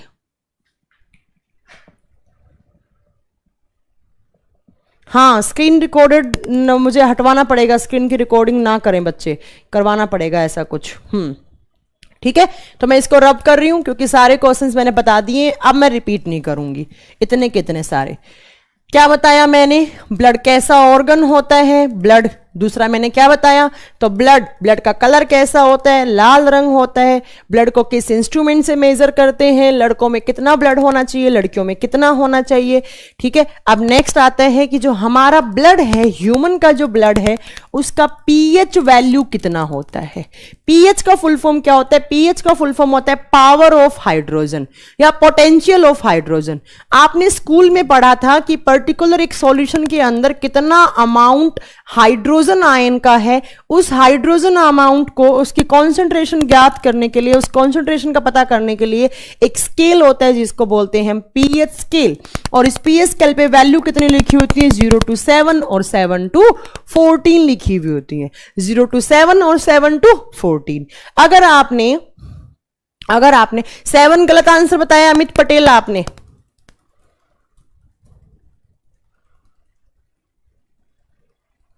अच्छा आप वेबसाइट के थ्रू नहीं देख पा रहे हैं मुकेश जी, तो कोई बात नहीं है, आप एक बार हेल्पलाइन नंबर पे फोन कर लीजिए, आपको आंसर मिल जाएगा। देखो तो पीएच का फुल फॉर्म क्या होता है? पहली बात तो पावर ऑफ हाइड्रोजन या पोटेंशियल ऑफ हाइड्रोजन। और इस पीएच स्केल से हम क्या करते हैं, तो किसी भी पर्टिकुलर एक सॉल्यूशन के अंदर, एक विलियन के अंदर हाइड्रोजन आयन का कॉन्सेंट्रेशन कितना है उसको हम एक स्केल से पता करते हैं। उस स्केल को क्या बोलते हैं? हम पीएच स्केल। अगर आपने इस स्केल के ऊपर कोई सॉल्यूशन डाला, आपकी रेंज आई क्या? रेंज 0 to 7, तो आप उस नेचर को क्या बोलते हैं? उस प्रकृति को क्या बोलते हैं? आप एसिडिक, और हिंदी में क्या बोलते हैं? अम्लीय प्रकृति का है। अगर आपकी रेंज आई 7 to 14, तो आप उसका नेचर, उसकी प्रकृति कैसे बताएंगे? बेसिक या क्षारीय बताएंगे। और अगर 7 आता है तो आप क्या बोलेंगे? ये चीज तो क्या है? न्यूट्रल है। ये चीज तो क्या है? उदासीन है, न्यूट्रल है। क्लियर है? तो अब देखिए हमारे ब्लड का पीएच कितना होता है? हमारे ब्लड का पीएच होता है 7.4। 7.4 का मतलब है 7.4, ना इससे कम ना इससे ज्यादा। अब आप मुझे बताएंगे जब 7 से ऊपर है तो हमारे ब्लड का नेचर कैसा होना चाहिए? बेसिक। तो मैंने इसके ब्रैकेट में क्या लिख दिया? बेसिक। बट बेसिक के साथ साथ हमारे ब्लड का एक नेचर और होता है, एक प्रकृति और होती है। यहां पर आपको हमेशा ऑप्शन में बेसिक को हिंदी में क्षारीय कहा जाता है, और इसके साथ आपको एक टर्म और जुड़ा हुआ मिलेगा, एल्केलाइन। एल्केलाइन बहुत बार आप बुक्स में पढ़ोगे एल्केलाइन। एल्केलाइन का मतलब क्या होता है? ये सुनो, ऐसी चीज जो पानी के अंदर घुल जाए, हिंदी में इसको बोलेंगे पानी में घुलनशील, और इंग्लिश में बोलेंगे सॉल्युबल इन वाटर। ऐसी चीज जो पानी के अंदर घुल जाती है उसको साइंस में कहा जाता है एल्केलाइन नेचर। जैसे एल्कोहल C2H5OH, उसको आप पानी में डालेंगे इथेनॉल को, तो पानी में घुल जाती है, तो एल्कोहल का नेचर कैसा हो गया? एल्केलाइन।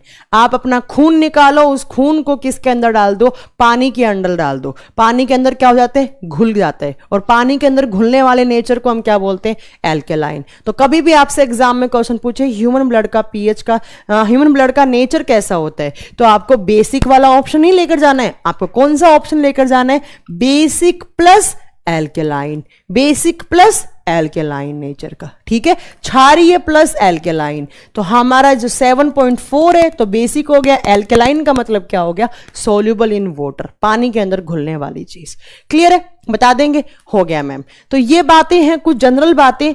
मैम ये तो आपने बता दिया इतना पीएच वैल्यू। हाँ, एक बात बता देती हूं मैं आपको, ह्यूमन ब्लड का पीएच वैल्यू ना 7.4 से कम होना चाहिए, ना 7.4 से ज्यादा होना चाहिए। अगर 7 से कम होगा एसिडिक हो जाएगा, 7 से और ज्यादा होगा, 7.4 से और ज्यादा होगा, बेसिक नेचर बढ़ जाएगा। और जब 7 से नीचे आता है एसिडिक, तो खून का पानी बनना स्टार्ट हो जाता है। और अगर 7 से 14 के पास जाता है, बेसिक नेचर बढ़ जाता है, तो अंदर ही क्लोटिंग होने के चांसेस बढ़ जाते हैं। चलो छोड़ो, वो आगे की बातें बताएंगे ये चीज भी। अभी आप ये पॉइंट याद रखो। नेक्स्ट, मैम आपने बताया है कि इतना ब्लड होना चाहिए, इस इंस्ट्रूमेंट से मेजर करते हैं, इतना पीएच होना चाहिए। हमारे बॉडी में ये ब्लड बनता कहां है? कहां से आता है? कहां पे बनता है हमारे बॉडी में ये ब्लड? अगर कभी भी एग्जाम में क्वेश्चन आ जाए कि ह्यूमन ब्लड का फॉर्मेशन कहां होता है, ब्लड फॉर्मेशन कहां होता है, या ब्लड का निर्माण कहां होता है? हाँ जी बताइए, ब्लड का, रुधिर का निर्माण कहां होता है? जल्दी बताइए। रुधिर का निर्माण, देखो ब्लड का मतलब क्या है? जितनी भी सारी चीजें ब्लड के अंदर है ना, जैसे आरबीसी, डब्ल्यूबीसी, प्लेटलेट्स, ये सब कहां बनती हैं? तो ये सब कहां बनती हैं? तो आपके ब्लड के अंदर। लीवर, सौरभ जी आपने गलत आंसर दिया है। मुकेश जी कोई बात नहीं, आप अपना कांटेक्ट नंबर लिख दीजिए, मैं आपसे बात कर लूंगी, है ना? अपना कांटेक्ट नंबर लिख दीजिए यहां पर, मुकेश 001, मैं बता दूंगी। सौरभ शर्मा आपने गलत आंसर दिया है। हमारे बॉडी में अभी तक कितनी क्लास हो चुकी है बेटा? फर्स्ट क्लास है ये, ठीक है? मीनू कुमार गुड आफ्टरनून, ये बताइए जल्दी से मुझे, हमारे बॉडी में ब्लड का फॉर्मेशन कहां होता है? ठीक है, देखो मैं बता देती हूँ, कोई बात नहीं। हमारे बॉडी में ब्लड का निर्माण कहां होता है? तो बोन मैरो में। Blood formation of human bodies take place in bone marrow. Human body में ब्लड का निर्माण बोन मैरो में होता है। अब मैम बोन मैरो क्या होता है? ये जो हड्डी है, मैंने एक हड्डी बनाई है, ये जो लंबी लंबी हड्डियां होती हैं, इसके बीच में ये जो खोखला पार्ट होता है, उसको नाम क्या दिया जाता है? उसको बोन मैरो कहा जाता है। और हिंदी में बोन मैरो को कहा जाता है अस्थि मज्जा। अस्थि मज्जा, लंबी लंबी हड्डियों के बीच में जो खोखला पार्ट पड़ा होता है, जो एम्प्टी स्पेस होता है, that is known as bone marrow. और उस बोन मैरो के अंदर क्या बनता है? ब्लड बनता है। अब ब्लड बनने का मतलब क्या हो गया? हाँ, हिंदी में अस्थि मज्जा कहा जाता है। ब्लड बनने का मतलब क्या हो गया? ब्लड में जितने भी कंपोनेंट्स होते हैं वो सारे के सारे कहाँ बनते हैं? बोन मैरो में बनते हैं। लाइक आरबीसी कहाँ बनेंगी? बोन मैरो में। डब्ल्यूबीसी कहाँ बनेंगी? बोन मैरो में। ये सारे क्वेश्चंस आते हैं। प्लेटलेट्स कहाँ बनती हैं? बोन मैरो में बनती हैं। जितना भी ब्लड में आप कंपोनेंट्स पढ़ेंगे वो सारे के सारे कहाँ बनते हैं? बोन मैरो में। ठीक है। हड्डियों के दो काम होते हैं। एक काम हमारे बॉडी को स्ट्रक्चर देना, हमारे शरीर को ढांचा प्रदान करना। ठीक है। दूसरा, इन हड्डियों के बीच में क्या बनता है? ब्लड बनता है। अब आप बोलोगे मैम कि जो नाक की हो गई, कान की हो गई, उंगलियों की हो गई, ये तो इतनी छोटी छोटी हड्डी होती हैं, तो इनके अंदर तो बोन मैरो होना नहीं चाहिए। भैया हड्डी छोटी छोटी हड्डी होती है, और मैं क्या बोल रही हूं? लंबी लंबी हड्डियों के बीच में खोखला पार्ट होता है। तो देखो हमारे बॉडी में टोटल कितनी बोन्स होती हैं? जब आप बच्चे थे, आपसे पूछे बच्चों में कितनी हड्डियां होती हैं, चाइल्ड का मतलब 7-8 साल तक। ठीक है। तो आपको हमेशा ऑप्शन क्या लेकर चलना है? मोर देन 300, 300 से ज्यादा हड्डियां थी जब आप बच्चे थे आप में। फिर जब आप अडल्ट हो गए, अडल्ट का मतलब है आपकी प्यूबर्टी एज खत्म हो चुकी है या नियर टू फिनिश है, किशोरावस्था आपकी खत्म होने वाली है। ठीक है। अडल्ट में आप में कितनी बचती हैं? 206। तो अब मैंने क्यों बताया यहां पर? तो इसका आंसर सुनो। देखो हमारे बॉडी में हड्डियां कितनी हैं? 206। अब मैम 206 में से उंगली वाली, नाक वाली, कान वाली तो पहले से छोटी हड्डी होती हैं, तो इनमें कहां से एम्प्टी स्पेस होगा? तो अप्रोक्स इन 206 में से जो 150 से 160 हड्डी ऐसी होती हैं, 150 to 160 बोन्स ऐसी होती हैं जिनके अंदर क्या होता है? बड़ा बड़ा बोन मैरो होता है, लंबा लंबा बोन मैरो होता है, और उसी के अंदर क्या बनता है? ब्लड बनता है। ठीक है। आरबीसी, डब्ल्यूबीसी, प्लेटलेट, सबका फॉर्मेशन कहां होता है? तो सब कहां बनती है? बोन मैरो में। यही एग्जाम में क्वेश्चन आते हैं। क्लियर है? बता देंगे। और टोटल कितनी हड्डियों में ज्यादा ब्लड का अमाउंट बनता है? 150 से 160 हड्डियों में। होनी कितनी चाहिए अडल्ट एज में? 206।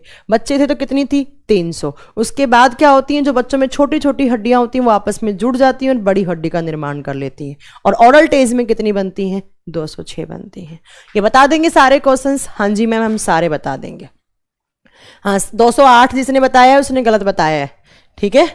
देखो तो ब्लड का निर्माण कहां हो गया? अस्थि मज्जा में।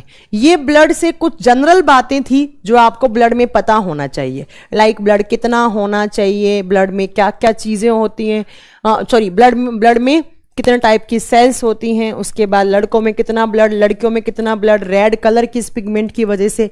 ये आपके कुछ क्वेश्चंस क्लियर हो गए। अब नेक्स्ट बात आती है कि ब्लड में क्या क्या कंपोनेंट्स हैं। चैप्टर तो आपका असली अब स्टार्ट हो रहा है। ये बातें तो बहुत कॉमन बातें थी जो आप लोगों को पता होना चाहिए थी। ठीक है। हाँ, ईयर में सबसे छोटी हड्डी होती है स्टैपीज, और ईयर में स्टैपिडियस सबसे छोटी मसल भी होती है, मांसपेशी भी होती है। देखो अब आता है कंपोनेंट्स ऑफ ब्लड। हमारे ब्लड के अंदर होता क्या क्या है? तो मैंने ऊपर लिख दिया ब्लड, और हमारे ब्लड में दो चीजें होती हैं।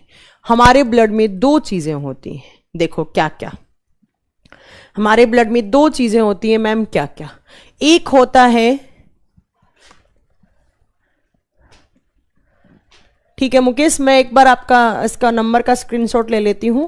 अगर आपकी वेबसाइट पे नहीं चल रही है तो मैं, आपने एक बारी में एक जगह ही चलेगी। अगर ऐसा तो नहीं है आप लैपटॉप में चला रहे हो और लैपटॉप में चला लिया, और मैं एक बात बता देती हूँ, चाहे तो मोबाइल में चलाओ चाहे लैपटॉप में चलाओ, एक बारी में एक जगह ही वीडियो चलेगा। ऑटोमेटिकली अगर दूसरी जगह खोल रखा है तो वो अपना आपका ऑफ हो जाएगा। तो कहीं ऐसा तो नहीं कर रहे हैं आप? हाँ, मीजोडर्मल ही होता है। आगे बताएंगे, अभी नहीं आनंद कुमार जी। जब मैं आपको एक्टोडम, मीजोडम, एंडोडम बताऊंगी तो वहीं पर एग्जाम्पल लिखवाऊंगी, यहां पर नहीं, फिर कंफ्यूज हो जाता है बच्चे। एंटीजन एंटीबॉडी सब पढ़ाएंगे, रुक तो जाओ अभी। एंटीजन एंटीबॉडी नहीं होते कंपोनेंट में।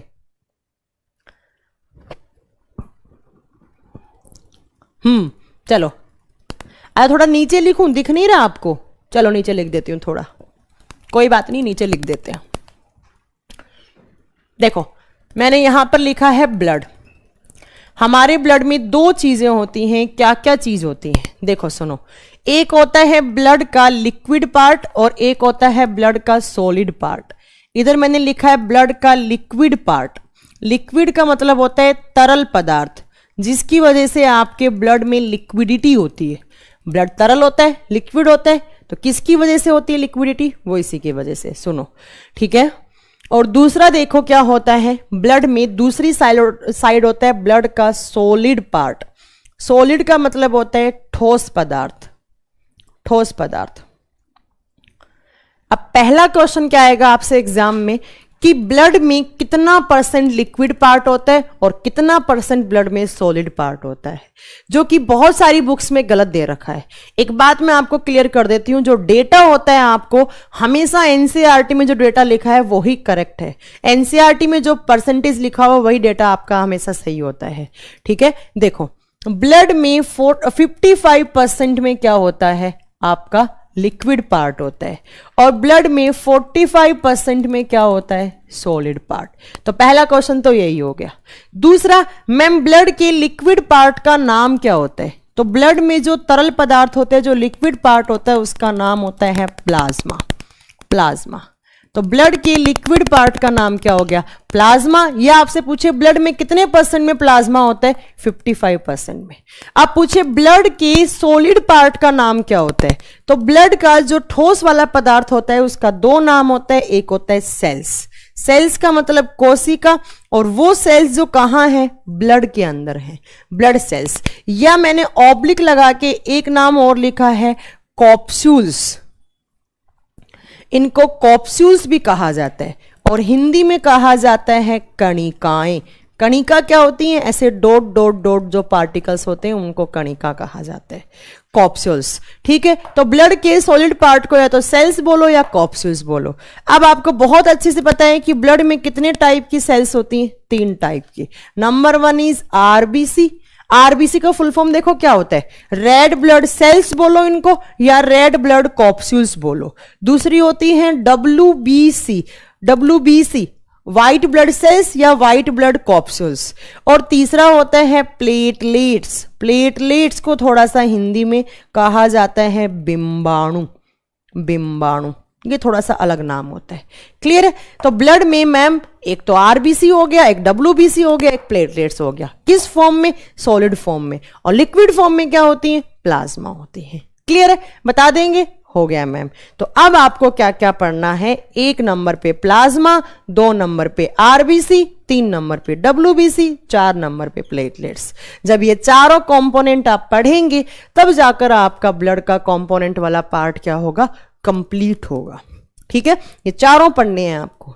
क्या काम करती हैं, कितना होना चाहिए, ये सारा का सारा आपको पढ़ना है। हो गया? नेक्स्ट क्लास कल होगी। चलो अब मैं 1 नंबर डाल के लिख रही हूं प्लाज्मा। तुम लोग यार पढ़ाई में ध्यान कम देते हो, फालतू की बातें ज्यादा करते हो। डेली क्लास होंगी आपकी, 2 दिन केमिस्ट्री, 2 दिन बायो, 2 दिन फिजिक्स चलेगा। डेली क्लास होंगी। हाँ मनोज जी आप बिल्कुल ऑनलाइन हैं, ठीक है। देखो तो मैंने 1 नंबर पे लिखा है प्लाज्मा, नंबर 1 पे लिख दिया है मैंने प्लाज्मा। एक एक करके सारे पढ़ने हैं आपको, बस ये याद रखना है। तो प्लाज्मा में पहला पॉइंट मैम आप लिख दो, it is a liquid part of blood. It is a liquid part of blood. तो मैंने यहां लिख दिया लिक्विड पार्ट ऑफ ब्लड। और हिंदी में क्या हो जाएगा? रक्त का तरल पदार्थ है। लिखने की जरूरत नहीं है, पता लग गया आपको, लिक्विड पार्ट ऑफ ब्लड। अब नेक्स्ट पॉइंट में क्या आता है? प्लाज्मा मैम होता क्या है? हमने तो कभी देखा ही नहीं प्लाज्मा ब्लड के अंदर होता है। खून तो सबने देख रखा है, कभी ना कभी चोट लगी होगी, खून बाहर निकला होगा, सबने देख रखा होगा। प्लेटलेट्स का मतलब बिंबाणु होती हैं, बिंबाणु। आगे पढ़ाएंगे पंकज जी प्लेटलेट्स क्या होती हैं, डोंट वरी, सब बताएंगे। वाटर यही होता है, यहीं पर। रुक जाइए अमित पटेल, रुक जाइए, ठीक है। देखो प्लाज्मा होता क्या है, ध्यान से सुनना। जब आप ब्लड में से आरबीसी माइनस कर दोगे तो जितना भी पार्ट बचता है उसको हम क्या कहते हैं? प्लाज्मा। जब आप ब्लड में से आरबीसी माइनस कर देंगे, जितना पार्ट बचेगा उसको हम क्या नाम देंगे? प्लाज्मा। ठीक है, देखो आरबीसी, आर किस कलर की होगी? रेड कलर की होगी। इसका मतलब ब्लड में रेड, आपका प्लाज्मा में रेड कलर वाली सेल्स नहीं होती, इसलिए मैंने इसको कट कर दिया। अब देखो कितने टाइप की सेल्स होती हैं ब्लड में? 3, RBC, WBC and PL, PL for platelets. अब प्लाज्मा में कौन सी नहीं होती? आरबीसी नहीं होती। कौन कौन सी होती हैं? WBC and platelets. तो पहला क्वेश्चन क्या आ गया? प्लाज्मा में कौन सी सेल्स नहीं है? आरबीसी। दूसरा क्वेश्चन क्या हो गया? प्लाज्मा में कौन कौन सी सेल्स होती हैं? WBC and platelets. क्लियर है? बता देंगे। नेक्स्ट यहां से क्वेश्चन आते हैं कि ये जो प्लाज्मा है इसका कलर कैसा होता है, प्लाज्मा का रंग कैसा होता है? तो प्लाज्मा का रंग होता है लाइट येलो कलर का, हल्के पीले रंग का होता है प्लाज्मा, हल्का पीला रंग, हल्का पीला रंग। प्लाज्मा का कलर कैसा? हल्का पीला रंग। हो गया। अब मैम आपने अभी एक सेंटेंस बोला था कि साइंस में जब भी हम कलर पढ़ेंगे रेड, ब्लू, पिंक, तो उस सब के पीछे कौन होता है? कलरिंग पिगमेंट होता है। तो अब आपसे पूछेगा, क्या पूछेगा कि लाइट येलो कलर। हाँ मुकेश जी, अगर आपका एक्सपायर्ड लिखा हुआ है तो आपने पक्का 2 डिवाइस में ट्राई किया है। मुकेश जी आपकी गलती है इसमें, वीडियो इज नॉन एक्टिव और एक्सपायर्ड फॉर यू। तो मैं आपको बता चुकी हूं कि एक जगह ही आप लाइव देख सकते हैं, या तो कंप्यूटर में देखिए या आप अपना क्या कहते हैं, अपना इसमें देखिए, या आप देख सकते हैं अपने मोबाइल में। एक डिवाइस में एक ही बार चलेगा, 2 जगह नहीं चलेगा। 2 जगह चलेंगे तो एक्सपायर्ड दिखा देगा। अच्छा, रुधिराणु क्या होता है? तो प्लेटलेट्स को हिंदी में बोला जाता है Kapil Sharma. Lymph is part. हाँ अरे रुक जाओ सोहन, इतना आगे क्यों चल रहे हो? सब पढ़ाएंगे हम। मनोज जी कह रहे हैं मैम मैं जयपुर में आपका ओल्ड स्टूडेंट रह चुका हूँ, कैरियर पावर में पढ़ चुका हूँ आपसे first time. Okay Manoj ji, thank you so much. अगर आप पढ़ चुके हैं, आपको याद है हमसे पढ़े हुए, तो बहुत हमें अच्छा लगा। ठीक है। हाँ मैम मिनरल्स कौन कौन से? अरे रुक जाओ यार, तुम लोग बहुत आगे चलते हो यार, ये मुझे बिल्कुल पसंद नहीं आता है कि तुम लोग टीचर से आगे चलने लग जाते हो। सब पढ़ाएंगे, मिनरल क्या होते हैं आपको क्या लगता है? आपको पता है तो मैम को नहीं पता होगा क्या? रुक जाओ, पेशेंस रखा करो, पेशेंस। ये आगे कभी भी नहीं करना, इसलिए बच्चों को पहले नोट्स नहीं देती हूँ। पहले नोट्स दो तो पहले से ही बच्चे पढ़ के बैठ जाते हैं और टीचर को डिस्टर्ब करने लग जाते हैं। ठीक है, देखो प्लाज्मा का रंग कैसा हो गया? Light yellow colour. और अभी मैंने आपको एक चीज बोली थी कि जब भी आप साइंस में कोई भी कलरिंग पिगमेंट पढ़ोगे, उसके पीछे कोई भी कलर पढ़ोगे, उसके पीछे कौन रिस्पॉन्सिबल होता है? पिगमेंट होता है। ठीक है, देखो तो आप क्वेश्चन आएगा कि प्लाज्मा का जो हल्का पीला रंग होता है वो किस पिगमेंट की वजह से होता है? किस पिगमेंट की वजह से होता है? तो ध्यान से सुनो, ध्यान से सुनो। Light yellow colour of plasma is due to bilirubin pigment, is due to bilirubin pigment। ये जैसे भी नाम होते हैं सब आपको याद करने पड़ेंगे, मैं कुछ नहीं कर सकती इनमें। प्लाज्मा का हल्का पीला रंग बिलीरूबिन पिगमेंट के कारण होता है। ठीक है, साइट, सोहन आपका आंसर होगा साइट। सेल का अदर नेम होता है साइट या साइटो वर्ड, साइटो भी बोलते हैं सेल को। ठीक है, सोहन जी ने पूछा है tell us secondary name of cell. Cell is also known as cyto, cyto. ठीक है, देखो bilirubin, light yellow colour of plasma is due to bilirubin pigment. Plasma का हल्का पीला रंग बिलीरूबिन पिगमेंट के कारण आता है। अब मैम ये बिलीरूबिन कहां से आया? बड़ा ही अटपटा सा नाम है, तो ध्यान से सुनो। आपके बॉडी में एक ऑर्गन होता है लीवर, लीवर जिसको हिंदी में यकृत कहा जाता है, यकृत। अब पहली बात तो लीवर इंटरनल ऑर्गन होता है, जैसे हार्ट, जैसे लंग्स, जैसे किडनी, वैसे लीवर होता है। लीवर एक ही होता है।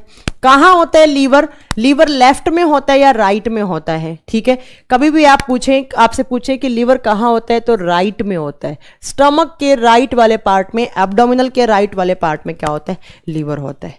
क्लियर है? लीवर 2 कलर के पिगमेंट बनाता है। लीवर से दो कलर के पिगमेंट बनते हैं, एक को मैंने यहां लिख दिया बिलीरुबिन, दूसरा क्या बनाता है आपका लीवर, बनाता है biliverdin pigment, biliverdin pigment, bilirubin और मैंने यहां पर लिख दिया है बिलीवर्डिन पिगमेंट। ये बिलीरुबिन किस कलर का होता है, येलो कलर का होता है, और ये येलो कलर किसको देता है, देखो लाइट येलो, किसका होता है, प्लाज्मा। हो गया क्लियर। दूसरा, ये बिलीवर्डिन किस कलर का होता है, ये होता है ग्रीन कलर का या हरे रंग का। अब ये हरा रंग किसको देता है, आपने एक जूस का नाम सुना होगा, हमारे बॉडी में एक जूस बनता है, कौन सा, बाइल जूस, बाइल जूस जिसको हिंदी में कहा जाता है पित्तरस, बाइल जूस, ठीक है। ये बाइल जूस जो होता है ये किस कलर का होता है, ग्रीन कलर का, और ये ग्रीन कलर का किस पिगमेंट की वजह से, बिलीवर्डिन। कौन बनाता है उसको, लीवर। चलो इस चीज को आप भूल जाओ, चलो मत याद करो, इस वाले पॉइंट को याद ही मत करो, ये आगे की बात है। आप यहां पर इतना याद रखो कि प्लाज्मा का कलर कैसा होता है, लाइट येलो कलर, किस पिगमेंट की वजह से, बिलीरुबिन। उस बिलीरुबिन को कौन बनाता है, लीवर, यकृत। Light yellow colour of plasma is due to bilirubin pigment that is produced by liver. Plasma का हल्का पीला रंग बिलीरुबिन पिगमेंट के कारण होता है, जिसका निर्माण लीवर यानी यकृत द्वारा किया जाता है।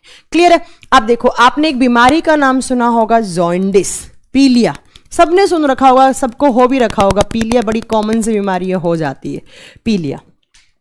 पीलिया के टाइम पर क्या होता है मैम, नाखून में पीलापन जम जाता है, आंखों में पीलापन जम जाता है, हमारी स्किन थोड़ी थोड़ी पीली पड़ने लग जाती है।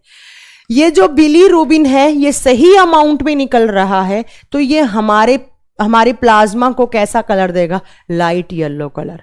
और जब ये बिलीरुबिन एक्सेस अमाउंट में बनने लग जाता है, बहुत ज्यादा बिलीरुबिन बनने लग जाता है, तो बहुत ज्यादा पीलापन आने लग जाएगा आपके बॉडी में, और वही पीला पीला कलर जाके कहां जम जाता है, आंखों में, नाखूनों में, आपकी स्किन पीली पड़ने लग जाती है, और उस बीमारी को आप क्या नाम देते हैं, जॉइंडिस यानी पीलिया नाम देते हैं। तो एग्जाम में क्वेश्चन क्या आएगा कि इस पिगमेंट के एक्सेस अमाउंट में बनने पर जॉइंडिस हो जाता है, आपको आंसर क्या देना है, बिलीरुबिन। कहते हैं ना पीलिया के टाइम पर क्या खराब हो जाता है, लीवर, क्योंकि लीवर क्या बनाता है, बिलीरुबिन बनाता है। क्लियर हो गया होगा सबको। प्लाज्मा लिक्विड पार्ट होता है, कितने परसेंट में, 55% में। प्लाज्मा में कौन सी सेल्स नहीं होती, आरबीसी। कौन कौन सी होती है, डब्ल्यूबीसी एंड प्लेटलेट्स। प्लाज्मा होता क्या है, तो जब ब्लड में से आरबीसी माइनस करोगे तो क्या बचेगा, प्लाज्मा। कलर कैसा होता है, लाइट येलो कलर, हल्का पीला रंग। किस पिगमेंट की वजह से, बिलीरुबिन। कौन बनाता है उसको, लीवर। बिलीरुबिन ज्यादा बनेगा, कौन सी बीमारी, जॉइंडिस, पीलिया। अब नेक्स्ट आपको यहां से याद रखना है कि प्लाज्मा का कंपोजिशन क्या होता है, प्लाज्मा के अंदर क्या क्या होता है। प्लाज्मा, अब मैं अगर आपसे पूछूं प्लाज्मा का फॉर्मेशन कहां होता है, मैम प्लाज्मा ब्लड का पार्ट है, जहां ब्लड बनेगा वहीं क्या बनेगा, प्लाज्मा। सीरम क्या होता है वो आगे बताएंगे, अभी रुक जाओ, अभी नहीं, अभी जितना पढ़ाया जाता है बस वो पढ़ो। सीरम, एंटी सीरम सब पढ़ाएंगे आपको, रुक जाओ यार, इतना आगे नहीं चलते, ठीक है। देखो नेक्स्ट आता है composition of plasma.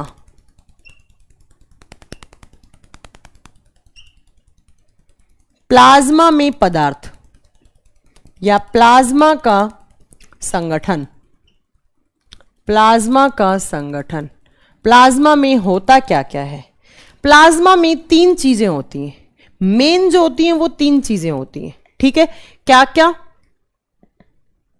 Ma'am, jaundice में लीवर में क्या प्रॉब्लम हो जाती है, जो हेपेटिक सेल्स होती हैं वो आपका जो जॉइंडिस है उसके टाइम पर आपकी हेपेटिक सेल्स स्टिमुलेट होकर बिलीरुबिन ज्यादा बनाने लग जाती है। बिलीरुबिन ज्यादा, हेमोग्लोबिन कम, हेमोग्लोबिन कम, ऑक्सीजन का ट्रांसपोर्टेशन खत्म। हाँ, बिंबाणु को ही रुधिराणु बोलते हैं, हाँ कपिल जी बिल्कुल सही है, ठीक है। देखो प्लाज्मा में सबसे पहला आता है वाटर, पानी। प्लाज्मा में सबसे ज्यादा होता है पानी, कितना परसेंट, 90%। प्लाज्मा में 90% में क्या होता है, पानी। उसके बाद प्लाज्मा में क्या होता है, तो प्लाज्मा में 1% में होता है ग्लूकोज। ग्लूकोज का फॉर्मूला क्या होता है, C6H12O6। ग्लूकोज के साथ साथ कुछ मिनरल्स भी होते हैं। कौन कौन से मिनरल्स, बोलते हैं खनिज पदार्थ। कौन कौन से तो मैंने यहां पर लिखा है, देखो सबसे पहला होता है आयरन, थोड़ा बहुत आयरन होता है, ज्यादा नहीं। दूसरा यहां पर होता है कैल्शियम। तीसरा यहां पर होता है सॉल्ट, सॉल्ट बोले तो NaCl सोडियम क्लोराइड। थोड़ा बहुत यहां पर होता है के किसका सिंबल होता है, potassium. Iron, calcium, salt, potassium ये मिनरल्स होते हैं। ग्लूकोज ये होता है, और कितना परसेंट में, 1% में। 1% में खनिज पदार्थ ग्लूकोज हो गए, ठीक है। नेक्स्ट क्या होता है प्लाज्मा में, 3 नंबर पे होते हैं प्लाज्मा के पास कुछ प्रोटीन्स। प्रोटीन टर्म तो आपने सुन रखा होगा, हमारे बॉडी में बहुत सारे प्रोटीन्स होते हैं। लाइक हमारे बालों में, नाखूनों में केराटिन प्रोटीन होता है, और ऐसे गाजर में केरोटीन होता है। ऐसे ही आपने सुना होगा अंडे में एल्ब्यूमिन होता है। ऐसे ही हमारे ब्लड में, मैं ब्लड की तो बात कर रही हूँ, किसकी बात कर रही हूँ, प्लाज्मा किस में है, ब्लड में, ठीक है। तो यहां पर भी प्रोटीन्स होते हैं। कौन कौन से प्रोटीन, अब जैसे भी नाम है मैं कुछ नहीं कर सकती, इसमें आपको नाम याद ही करने पड़ेंगे, ठीक है। देखो, हाँ सुरेंद्र सैनी जी आप बहुत लेट आए हैं, हेलो। प्रोटीन कौन कौन से होते हैं, number 1 is thrombin protein, same नाम हिंदी में है thrombin protein. Number 2 is prothrombin protein, prothrombin, thrombin के आगे प्रो लगा दो, ठीक है। नेक्स्ट यहां पे कौन सा होता है, नेक्स्ट यहां पर होता है fibrin protein, fibrin protein same नाम हिंदी में फाइब्रीन प्रोटीन। उसके बाद नेक्स्ट आता है fibrinogen protein, fibrinogen protein same नाम हिंदी में फाइब्रिनोजन प्रोटीन। उसके बाद नेक्स्ट आता है यहां पर ग्लोब्यूलिन प्रोटीन, ग्लोब्यूलिन प्रोटीन। ये 5 प्रोटीन होते हैं मेन, कहां पर, प्लाज्मा के अंदर। Thrombin, prothrombin, fibrin, fibrinogen, globulin. कितने परसेंट में, तो ये सारे के सारे प्रोटीन होते हैं 9% में। 9% में प्रोटीन, 1% में ग्लूकोज प्लस मिनरल्स, 90% में वाटर। ये क्या होता है, प्लाज्मा का कंपोजिशन, ये आपका प्लाज्मा का कंपोजिशन। तो इतनी सारी चीजें कहाँ होती हैं, प्लाज्मा के अंदर। सबसे ज्यादा क्वेश्चन रिपीट होता है प्लाज्मा में कितना परसेंट वाटर होता है, 90%। कभी कभी ऑप्शन में आता है 90 to 92%, तो भी हो सकता है, ठीक है। उसके बाद प्लाज्मा में ग्लूकोज और मिनरल्स कितना परसेंट में, 1% में। प्रोटीन कितने, 5 प्रोटीन। अब देखो इसका काम क्या होता है, इन तीनों चीजों का काम क्या होता है, ध्यान से सुनो। सबसे पहला पानी, पानी का काम क्या है, तो ये तो आप मुझे बताएंगे पानी का काम क्या होता है। जल्दी से मुझे पानी के कोई 5 काम बताओ। हम पानी क्यों पीते हैं, जैसे अभी मुझे प्यास लग रही, मैं पानी पीने जा रही हूं, तो क्यों लगी मुझे प्यास, पानी के कोई मुझे 5 काम बताओ, जल्दी से बताओ। जल ही जीवन है, क्यों है जल ही जीवन, जल्दी बताओ। पानी के 5 काम बताओ मुझे,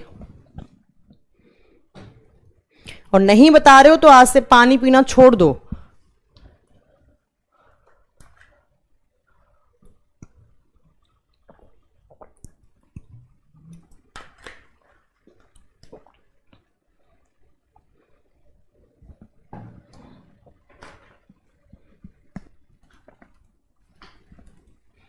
जल्दी बताओ।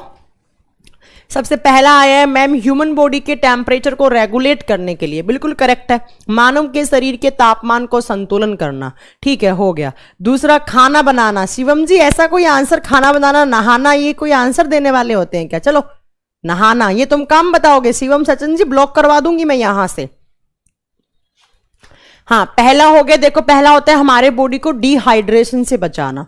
दूसरा हमारे बॉडी के टेम्परेचर को रेगुलेट करना। तीसरा पानी डाइजेशन में काम आता है, पाचन की प्रक्रिया में। पानी हमारे सेल्स की, टिश्यूज की ग्रोथ करवाने में काम आता है। पानी हमारे बॉडी ऑर्गन्स की ग्रोथ करवाने में काम आता है। ऑक्सीजन नहीं मिलता है पानी से, ये किसने बोला। अगर पानी से ऑक्सीजन मिल जाएगा सर, तो मैं नाम तो नहीं पढ़ पा रही हूं कौन से सर ने बोला है, requirement of oxygen, Saurabh Suman बहुत गलत आंसर दिया है। अगर पानी से हमें ऑक्सीजन मिल जाएगी तो let me clear one thing, कि अगर आप कभी समुद्र में आप डूब गए, अगर पानी में आप डूब गए, अगर आपके सी में आपको स्विमिंग नहीं आती, डूब गए, तो आप मरोगे नहीं कभी भी। क्यों, क्योंकि पानी के अंदर ऑक्सीजन लेते रहोगे, क्यों मरोगे आप, फिर तो इंसान पानी में डूबकर क्यों मर जाता है? पानी से कभी भी हम डिजोल्व ऑक्सीजन नहीं लेते हैं। मछली ले सकती हैं, जो एक्वाटिक एनिमल्स होते हैं वो ले सकते हैं डिजोल्व ऑक्सीजन पानी के अंदर वाली, हम नहीं ले सकते क्योंकि हम में लंग्स होते हैं, गिल्स नहीं होती, हमें गलफड़े नहीं होते हैं। ठीक है, कभी भी कोई नहीं बोलेगा कि पानी से ऑक्सीजन मिलती है। अगर पानी से ऑक्सीजन मिलेगा तो मैं ऐसी जगह पे रहूंगी जहां पर ऑक्सीजन नहीं है और मैं पानी पीती रहूंगी, तो क्या मैं जिंदा रह जाऊंगी? नहीं। ठीक है, हाँ, ट्रांसपोर्टेशन में काम आता है, बॉडी टेम्परेचर को रेगुलेट करने का काम करता है, हमारे सेल्स, हमारे टिश्यूज की ग्रोथ करवाता है, सर्कुलेशन में काम आता है, पानी जो के अंदर मिनरल्स होते हैं उनको सर्कुलेट करने में काम आता है। नेक्स्ट, पानी ट्रांसपोर्टेशन में काम आता है। नेक्स्ट, पानी जो होता है वो एक्सक्रीशन की प्रोसेस में काम आता है, डिहाइड्रेशन से बचाता है, बॉडी के टेम्परेचर को रेगुलेट करता है, बहुत सारे काम है, पानी पानी के काम है, इसीलिए कहा जाता है जल ही जीवन है। दूसरा, ग्लूकोज। अगर मैं आपसे पूछूं ग्लूकोज का हमारे बॉडी में काम क्या होता है, तो आप मुझे आंसर क्या देंगे? ग्लूकोज से हमें एनर्जी मिलती है, ग्लूकोज के ब्रेकडाउन से हमें ऊर्जा मिलती है। ये कैसे मिलती है, क्या मिलती है, वो भी भूल जाओ, बस आप इतना याद रखो, जो ग्लूकोज होता है C6H12O6, उसके टूटने से हमारी एनर्जी मिलती है, ग्लूकोज से हमें एनर्जी मिलती है। ठीक है, नेक्स्ट देखो, मिनरल्स हमारे बॉडी की ग्रोथ और डेवलपमेंट में हेल्पफुल होते हैं, तो ये भी बता दोगे आप। इससे ऊर्जा मिलती है, एनर्जी का प्रोडक्शन होता है, ये हमारे बॉडी की ग्रोथ डेवलपमेंट करवाने में हेल्पफुल होते हैं। पानी तो पानी इज ए यूनिवर्सल सॉल्वेंट, पढ़ा था ना स्कूल में, water is a universal solvent. ठीक है, नेक्स्ट, प्रोटीन। इन प्रोटीन का काम क्या होता है, ये मेन है, इन प्रोटीन का काम क्या होता है, तो ये प्रोटीन काम आते हैं ब्लड क्लोटिंग में। ये प्रोटीन कहाँ काम आते हैं? ब्लड क्लोटिंग में। और हिंदी में इसको क्या कहा जाएगा, तो हिंदी में इसको कहा जाता है रुधिर का थक्का जमाने में, रुधिर का थक्का जमाने में, ब्लड क्लोटिंग में काम आते हैं। अब मैम, ब्लड क्लोटिंग क्या होती है? जब आपको चोट लगती है तो चोट लगने के बाद 3, 4, 5 मिनट के लिए आपको ब्लीडिंग होती है, बहुत सारा खून आपका जो अंदर था वो बाहर निकल जाता है, जहां पे चोट लगी थी उस वाले पार्ट पे। पर 5-6 मिनट के बाद क्या होने लग जाता है, जहां पे चोट लगी थी वहां पर ब्लड का क्लोटिंग होने लग जाता है और आपकी ब्लीडिंग रुक जाती है। क्यों? क्योंकि आपके बॉडी के अंदर बहुत सारे क्लोटिंग फैक्टर होते हैं, वो आकर जुड़ जाते हैं उस पर्टिकुलर पार्ट पे जहां पर आपको चोट लगी थी, खून को जमा देते हैं और जमा हुआ खून बाहर नहीं निकलेगा। इसी प्रोसेस को क्या बोलते हैं हम? ब्लड क्लोटिंग बोलते हैं। ठीक है, तो मैम प्लाज्मा में क्लोटिंग वाले प्रोटीन्स होते हैं, इनको क्लोटिंग प्रोटीन भी नाम दिया जाता है। अब आपसे एग्जाम में क्वेश्चन पूछा जाएगा कि इन 5 में से मेन प्रोटीन कौन सा है जो ब्लड का क्लोट करवाता है? ब्लड क्लोटिंग कहां होती है? मैं फिर रिपीट कर रही हूं, जहां पर चोट लगती है वहां पर क्लोटिंग होती है। चोट कहां लगती है? हमेशा आउटसाइड। तो हमेशा क्लोटिंग कहां होने चाहिए? Outside the human body. मानव के शरीर के बाहरी सतह पे क्या होने चाहिए? क्लोटिंग होनी चाहिए। ठीक है, हाँ, घाव भरना एक ही बात है, घाव नहीं, घाव तो अलग चीज होगा, वो वाउंड हीलिंग हो गया अमित पटेल, वो गलत आंसर हो गया आपका। ठीक है, तो आपको क्या लिखना है, इन 5 में से मेन प्रोटीन कौन सा है जिसके बिना ब्लड का क्लोट नहीं हो सकता? यही एग्जाम में क्वेश्चन आता है कि इन 5 में से मेन प्रोटीन कौन सा है ब्लड क्लोटिंग वाला। तो आपको आंसर क्या देना है? Fibrinogen protein is the main protein for blood clotting. मतलब फाइब्रिनोजन जो प्रोटीन है वो रुधिर का थक्का जमाने वाला मुख्य प्रोटीन है। जिस इंसान में फाइब्रिनोजन प्रोटीन की कमी होती है उस इंसान में क्या नहीं बनता है? ब्लड का क्लोट नहीं जमता है। क्लियर है? अब मुझसे किसी बच्चे ने पूछा था ma'am what is serum, serum क्या होता है? ध्यान से सुन लो, जिस बच्चे ने पूछा था मैं फिर बोल देती हूँ, आज तो आप लोग मुझसे आगे चल गए पर कभी भी मेरी क्लास में मुझसे आगे नहीं चलोगे। ठीक है, जितना पढ़ाया जाता है उतना ही पढ़ना है। अगर मैं वहां सीरम पढ़ाती तो आपको समझ में नहीं आता, बट यहां पर आपको सीरम बहुत अच्छे से समझ में आएगा कि सीरम होता क्या है। मैंने अभी लिखा blood minus RBC is equal to, क्या लिखा था? प्लाज्मा। ठीक है, मतलब आरबीसी जब ब्लड में से हटा दोगे तो इस पार्ट को क्या बोलेंगे हम? प्लाज्मा बोलेंगे। अब सीरम क्या होता है? जब आप प्लाज्मा में से फाइब्रिनोजन प्रोटीन माइनस कर दोगे तो जितना पार्ट बचता है उसको हम नाम क्या देते हैं? सीरम। मतलब क्या हो गया? फाइब्रिनोजन प्रोटीन क्या होता है मैम? Main protein. किसके लिए? ब्लड क्लोटिंग के लिए। इसका मतलब मैम सीरम वो पार्ट है जो ब्लड क्लोटिंग में पार्ट नहीं लेता है, रुधिर का थक्का जमाने में सहायक नहीं होता है। मतलब क्यों? क्योंकि इसके पास कौन सा प्रोटीन नहीं होता? Main protein. कौन सा? ब्लड का क्लोट बनाने वाला। तो एग्जाम में क्वेश्चन आते हैं कि ह्यूमन बॉडी में उस पार्ट का, उस लिक्विड का नाम बताओ जो ब्लड क्लोटिंग में पार्ट नहीं लेता। क्यों? क्योंकि उसके पास कौन सा प्रोटीन नहीं होता? फाइब्रिनोजन प्रोटीन नहीं होता। आपको आंसर क्या देना है? सीरम। एक होता है एंटी सीरम, वो क्लोट करवाता है, ये क्लोट नहीं करवाता है। चलो एंटी सीरम भूल जाओ, अभी तो ये याद रखो कि जब ब्लड माइनस आरबीसी किया, प्लाज्मा, जब plasma minus fibrinogen protein minus कर दिया, क्या बच गया? सीरम बच गया। अब बताओ मुझे यहां तक कोई डाउट हो तो, ये प्लाज्मा का क्या होता है? कंपोजिशन। ये प्रोटीन क्या करते हैं? Blood clotting. कैसे होती, क्या होती, सब आगे पढ़ाएंगे। बस अभी माइंड में इतना याद रखो कि प्लाज्मा के पास क्या होते हैं? क्लोटिंग वाले फैक्टर होते हैं, क्लोटिंग वाले प्रोटीन होते हैं। कौन कौन से? Thrombin, prothrombin, fibrin, fibrinogen, globulin. इनमें से मेन पूछे फाइब्रिनोजन, और जब फाइब्रिनोजन प्लाज्मा माइनस कर देंगे तो क्या बचेगा? सीरम। क्लियर है? हो गया मैम। तो ये प्लाज्मा की कुछ बातें थी। अब अगर मैं आपसे पूछूं प्लाज्मा के फंक्शंस कितने होते हैं? पहला फंक्शन तो मैम आपने बता दिया है, क्या करेगा? It helps in blood clotting, या रुधिर का थक्का जमाने में सहायक है। क्यों? क्योंकि उसके पास क्या होते हैं? क्लोटिंग वाले प्रोटीन। दूसरा देखो, इस प्लाज्मा के पास ग्लूकोज होता है। ग्लूकोज से क्या मिलती है? हमें ऊर्जा मिलती है। तो मैम ये एनर्जी प्रोडक्शन में भी हेल्पफुल होता है। क्यों? क्योंकि ये क्या करता है? ग्लूकोज को ट्रांसपोर्ट कर देता है।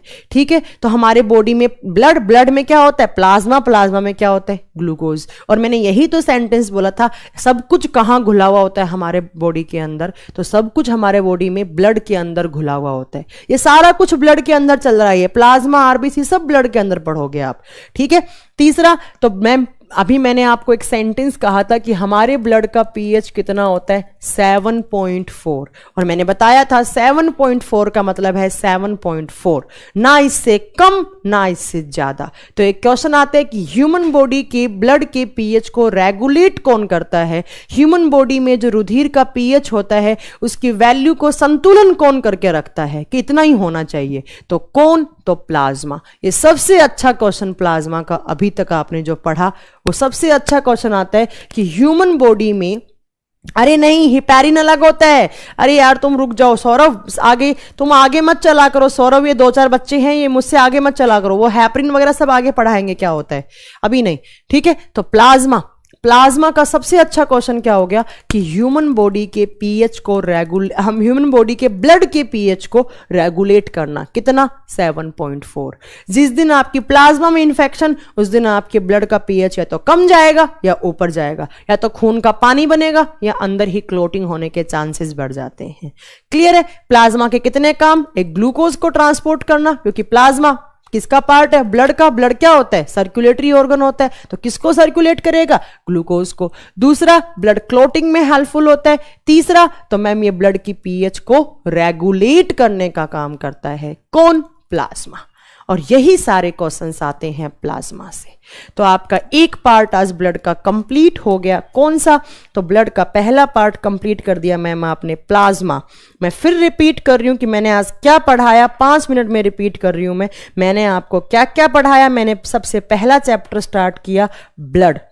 ब्लड क्यों स्टार्ट किया? क्योंकि मैम, अच्छा कुछ बच्चे ये भी सोच रहे होंगे मैम ने सेल से क्यों नहीं पढ़ाया, सिस्टमेटिक ढंग से पढ़ाओ मैम। तो सिस्टमेटिक ढंग कुछ नहीं होता है। मेरी क्लास में आप कहीं से भी कोई भी चैप्टर पढ़ो, कोई सिस्टमेटिक ढंग नहीं होता है। कैसे पढ़ाना है, कब पढ़ाना है, वो मैं बताऊंगी। आपका एक ही काम है मेरी क्लास में, वो है पढ़ना। कोई भी ये नहीं बोलेगा मैम आपने सेल नहीं पढ़ाया तो हमें कैसे समझ में आएगा। तो भैया यहाँ पे सेल से समझने वाली बात ही क्या थी? वो पुराने टीचर्स करते हैं, पहले सेल फिर टिश्यूज फिर ऑर्गन्स पढ़ाते हैं। मैं ऐसा कुछ नहीं कर सकती। ठीक है, जो पढ़ाया जा रहा है आप तो बस वो पढ़ो चुपचाप आंखें बंद करके। अपने टीचर पे, अपने फैकल्टी पे ट्रस्ट करो कि वो पढ़ा रहा है तो वो अच्छे के लिए ही पढ़ा रहा होगा। कैसे पढ़ाना है, क्या पढ़ाना है, वो टीचर डिसाइड करेगा। क्लियर है? ठीक है, तो मैंने क्या पढ़ाया सबसे पहले? तो सबसे पहले मैंने, हाँ, प्लाज्मा रेगुलेट करता है। प्लाज्मा में पानी है, तो पानी हमारे बॉडी टेम्परेचर को रेगुलेट करने का काम करता है। और हमारे बॉडी में ही क्या पार्ट होता है? एक ब्लड का भी पार्ट होता है। ठीक है, तो देखो क्या क्या पढ़ाया मैंने। ब्लड क्या होता है, कितना होना चाहिए, किस इंस्ट्रूमेंट से मेजर करते हैं, लड़कों में कितना, लड़कियों में कितना, कितने बॉडी वेट का कितना % होना चाहिए। देन ब्लड का कलर कैसा होता है, कॉकरोच के ब्लड का कैसा कलर होता है, क्यों होता है, ऑक्टोपस के ब्लड का कैसा कलर होता है, क्यों होता है। देन मैंने पढ़ाया कि ब्लड में कंपोजिशन, ब्लड में क्या क्या होता है, 2 पार्ट, लिक्विड, सॉलिड। लिक्विड वाला पार्ट क्या? प्लाज्मा। प्लाज्मा कितना %? 55%। लिक्विड पार्ट कैसा कलर? Light yellow. किस पिगमेंट की वजह से? बिलीरुबिन। कौन बनाता है उसको? लीवर। ज्यादा बन गया, कौन सी बीमारी? जॉइंडिस। प्लाज्मा में क्या क्या होता है? पानी, glucose plus minerals, proteins. Proteins का काम क्या? Blood clotting. और ये पानी क्या? हमारे बॉडी को टेम्परेचर को रेगुलेट करने में काम आता है। तो जब प्लाज्मा है तो प्लाज्मा क्या करता है? हमारे ब्लड के पीएच को रेगुलेट करने का काम करता है। ठीक है, तो ये आपको इतनी सारी बातें, serum, plasma minus fibrinogen protein, इतना आज इस क्लास में पढ़ा। ये आपकी जो पहली क्लास थी साइंस स्पेशल बैच नंबर 2 की, जिसमें मैंने बायोलॉजी की क्लास ली, कल आपकी फिजिक्स की क्लास हुई थी, तो आपने आज इतना पढ़ा। आप कुछ बच्चों के जो चीजें डाउट है हमारी ऐप और वेबसाइट को लेकर, वो मैं तुम लोगों को क्लियर कर देती हूं। सीरम का यूज क्या होता है? बताएंगे। प्लाज्मा कितना % बोला योगेंद्र जी? लेट आए हैं क्या आप? 55%। आप देखो, कुछ बातें हैं, यहां से क्लास कल कंटिन्यू करेंगे। कुछ बातें हैं जो मैं आप लोगों को बताना चाहती हूं। सबसे पहली बात, आपको पीडीएफ, कोई बच्चा पीडीएफ नहीं चिल्लाएगा। पीडीएफ कब मिलेगा? जब आपका चैप्टर खत्म हो जाएगा, तब आपको पीडीएफ मिलेगा। पहले क्यों नहीं दोगी मैम पीडीएफ? मेरे को देने में कोई दिक्कत नहीं है, मेरे पास सारी पीडीएफ रखी है, मैं सारी दे दूंगी। बट अगर मैंने पहले पीडीएफ अपलोड करवा दी तो आप में से कुछ बच्चे क्या है, पहले ही से पढ़ लिख कर बैठ जाते हैं और फिर वो कॉमेंट सेक्शन में बहुत टीचर को डिस्टर्ब करते हैं। दूसरा, यहां से कोई बच्चा कोई भी गाइडलाइन नहीं देगा, मैम ये पढ़ाओ उसके बाद ये पढ़ाओ, नहीं। टीचर बहुत अच्छे से जानता है कब किस चीज को कैसे पढ़ाना है। तीसरी बात, यहां पर कोई बच्चा फालतू कमेंट नहीं करेगा, आपस में बात नहीं करेगा। मैं आगरा से हूं, मथुरा से हूं, मैं यूपी से हूं, मैं बिहार से हूं। आप यहां पर सिर्फ पढ़ने के लिए आए हैं, टाइम पास करने के लिए नहीं आए। आप हमेशा कमेंट सेक्शन में एक जेन्युइन डाउट जो भी आपका है, जो आपको समझ में नहीं आया है, वही आप पूछेंगे। अदरवाइज अगर कोई बच्चा फालतू की बात करेगा, मैं उसको तुरंत मैनेजमेंट को बोल के ब्लॉक करवा दूंगी। चौथी बात, पीडीएफ कैसे मिलेगा? जहां पर लाइव क्लास का ऑप्शन आ रहा है वहीं पर डाउनलोड का ऑप्शन आ रहा है, वहीं पर आप पीडीएफ डाउनलोड करेंगे तो ऑटोमेटिकली आपके फोन के डाउनलोड्स में वो पीडीएफ सेव हो जाएगा और वहां से जाकर आप पीडीएफ देख सकते हैं।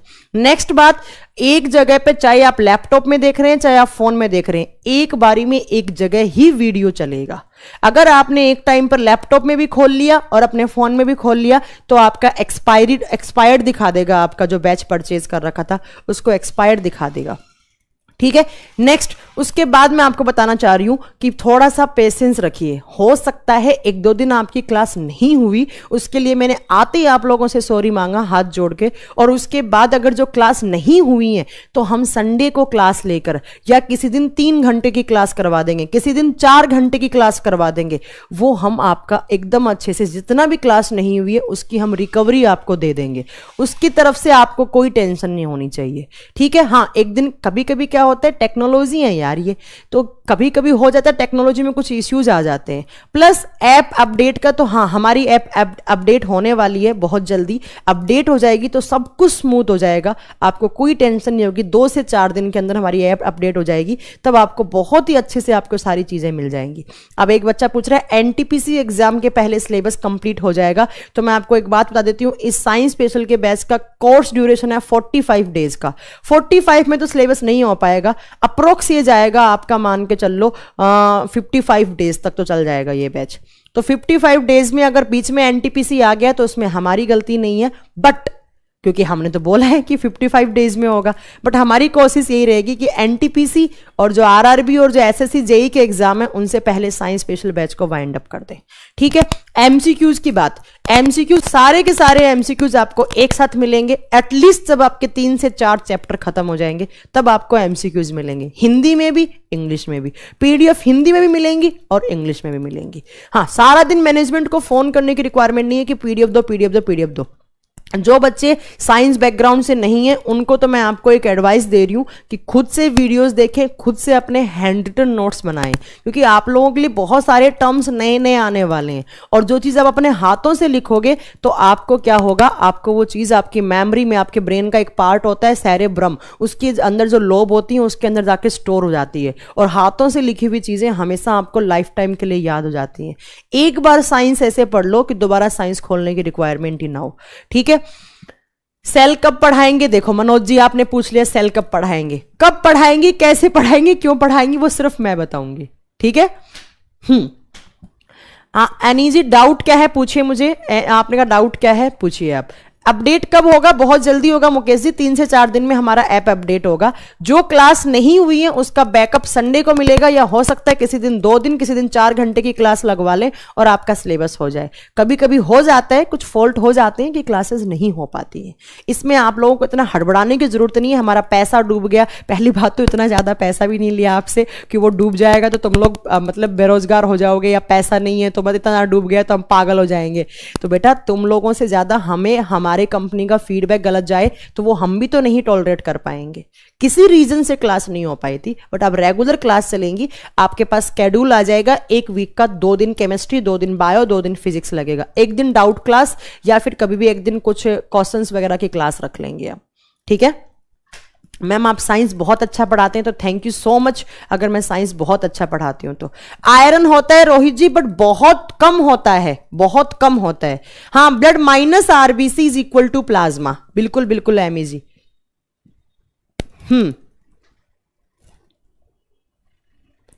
मैंने YouTube पे सेल का डेमो लिया था, सोचा आपसे सेल स्टार्ट। नहीं मनोज जी, कहीं से भी कुछ भी पढ़ाओ, हमें वो नहीं है कि सेल। कुछ टीचर क्या करते हैं, जिनका जो स्ट्रॉन्ग पॉइंट, जो स्ट्रॉन्ग वाले जो चैप्टर होते हैं वो पहले करवाते हैं। अरे भैया आप हमसे कोई भी चैप्टर पढ़ लो, अगली क्लास में जब ये चैप्टर खत्म हो जाएगा आप जो बोलोगे वही चैप्टर हम पढ़ाएंगे। ऐसा नहीं है कि सेल नहीं पढ़ोगे तो आगे समझ में नहीं आएगा, नहीं ऐसा कुछ नहीं होता है। अलग अलग बैच में अलग अलग मूड होता है, वैसे स्टार्ट कर देते हैं। ठीक है, कोई बात नहीं कपिल शर्मा, अगली क्लास में बता देंगे कैसे रेगुलेट करता है। ठीक है, आरबीसी की कमी से पीलिया नहीं होता है अमित पटेल, नहीं, गलत बोल रहे हैं आप। मनोज साहू जी, आपका डाउट क्या है? चलो, हाँ बिल्कुल इसका पीडीएफ मिलेगा, बिल्कुल मिलेगा, पीडीएफ अपलोड हो जाएगा। Thank you so much for watching. अब मिलते हैं अगली क्लास में, तब तक आप इतना पढ़िए और थोड़ा सा पेशेंस रखिए। सारी क्लासेस रेगुलर चलेंगी, कोई दिक्कत नहीं होगी, कभी भी कोई दिक्कत नहीं होने वाली है। चलो, thank you so much for watching. मिलते हैं अगली क्लास में जल्दी, कल या परसों में, जब भी मेरा क्लास लगेगा। कल फिजिक्स का होगा तो मेरा नहीं लगेगा, अदरवाइज मेरा ही क्लास लगेगा। Thank you so much for watching, thank you so much, have a nice day, bye.